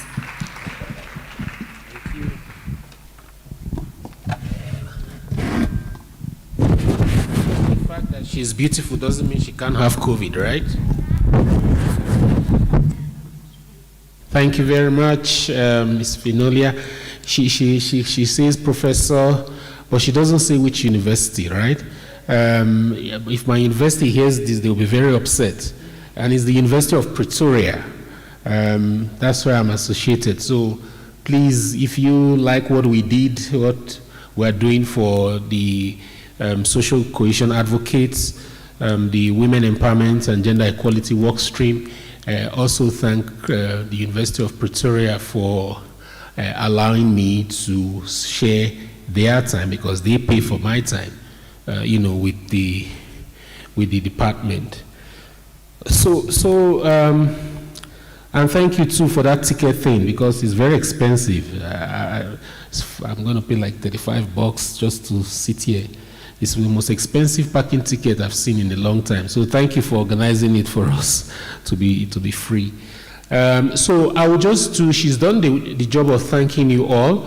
What I will simply do now is to just read out some of the lessons, some of the resolutions that we have reached, which will be part of the report that we will put together when we do a report to the department, so that it doesn't just become a talk shop. We took our time to take these notes, and we'll read them out. If you agree, you just affirm, and then they will be in the report. So one of the 4 things, basically. The first one is that we seem to agree that there is a need to reorient men and boys about patriarchy and gender relations. Is that correct? Is this something you think we need to do?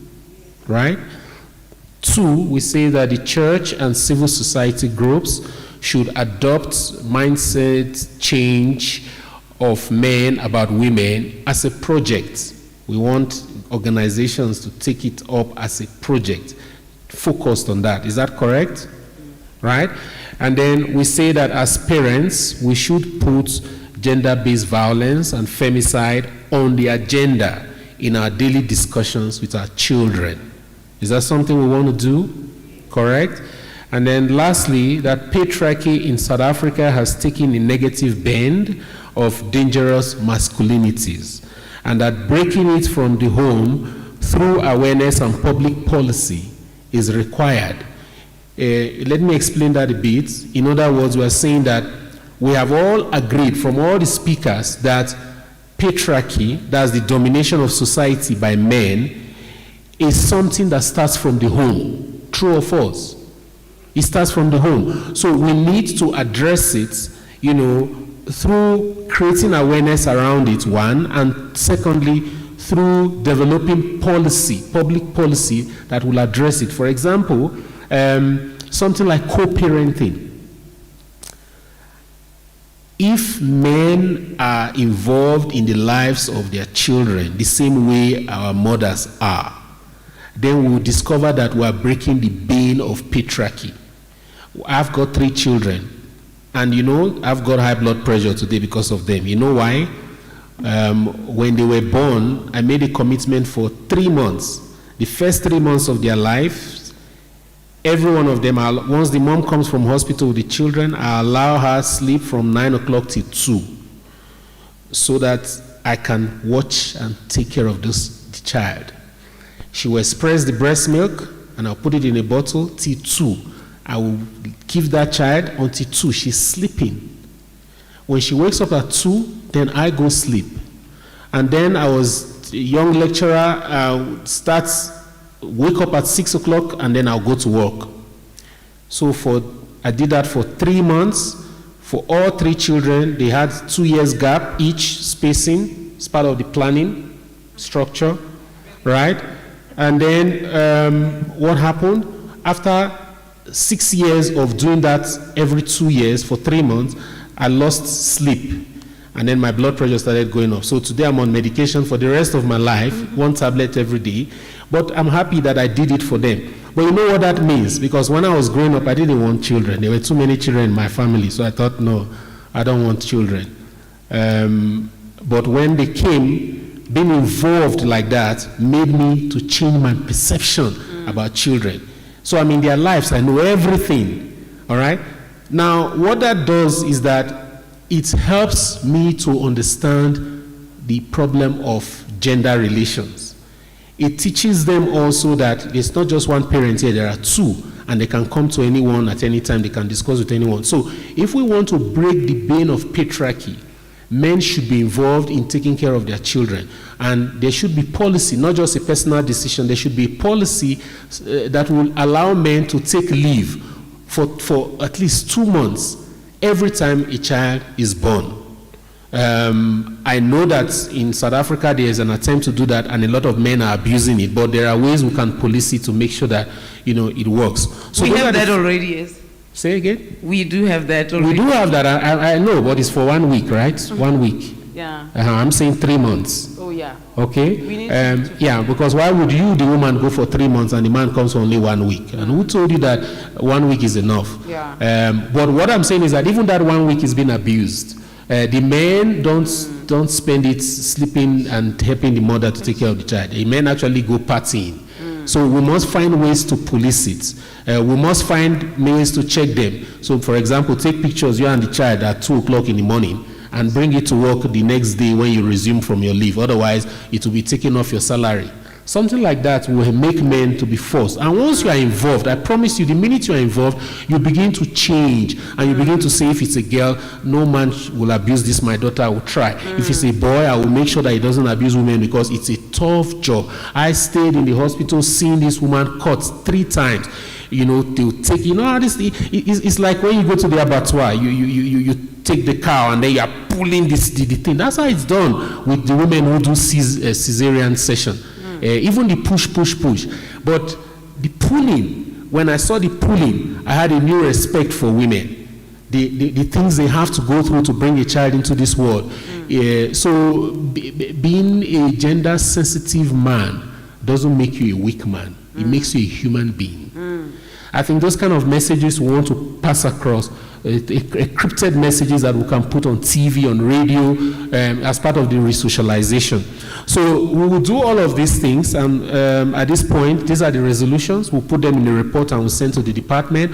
Hopefully, there will be a lot of change, but the change starts from me and you, not just us or the government. Please, let's have that mentality as well.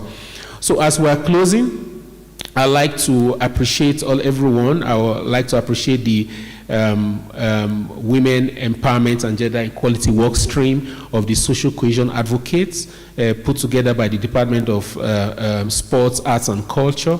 That's who we are. I also like to thank the Albinism Association of South Africa. Thank you for coming. We truly appreciate you. The Sisterhood Foundation, we thank you for coming. We want to especially single out Sis Gugu, who is the Secretary General of the foundation. Thank you for bringing your people and cooperating with us. The Moral Regeneration Movement, led by Mahadi, thank you very much for coming and bringing your people as well. We will thank, of course, the parent body, the Department of Sports, Arts and Culture. We thank all our speakers, especially the one who is still the last woman standing. Thank you very much. She was very feisty and fiery, and that's what we want to see every day. We thank all the advocates, the social cohesion advocates, all the athletes who took part in this campaign. We thank you very much. We also thank the MC, the Master of Ceremony, and the MMM initiative, she put together. Thank you very much for a wonderful program. But I'll leave my appreciation to the last one, to you sitting there in the audience. You are the most important people to thank, because without you, there would have been no program, there would have been no campaign, there would have been no initiative. We thank you. But what I really want to thank you most about is the fact that you didn't just come here, sit down, listen to the talk, finish, carry your bags, and go home and write it off as another talk. Just one of those talks we always have. You took part in the discussion. You took active part in it. So you were a very good audience, an active audience. And that, for me, is the most important thing I value about this, because it shows that you paid attention, it shows that this is important to you, and I'm sure that if we invite you again in the future, because of your active participation, you will want to come again, and we'll do it, and we'll do it better next time. Thank you very much for coming.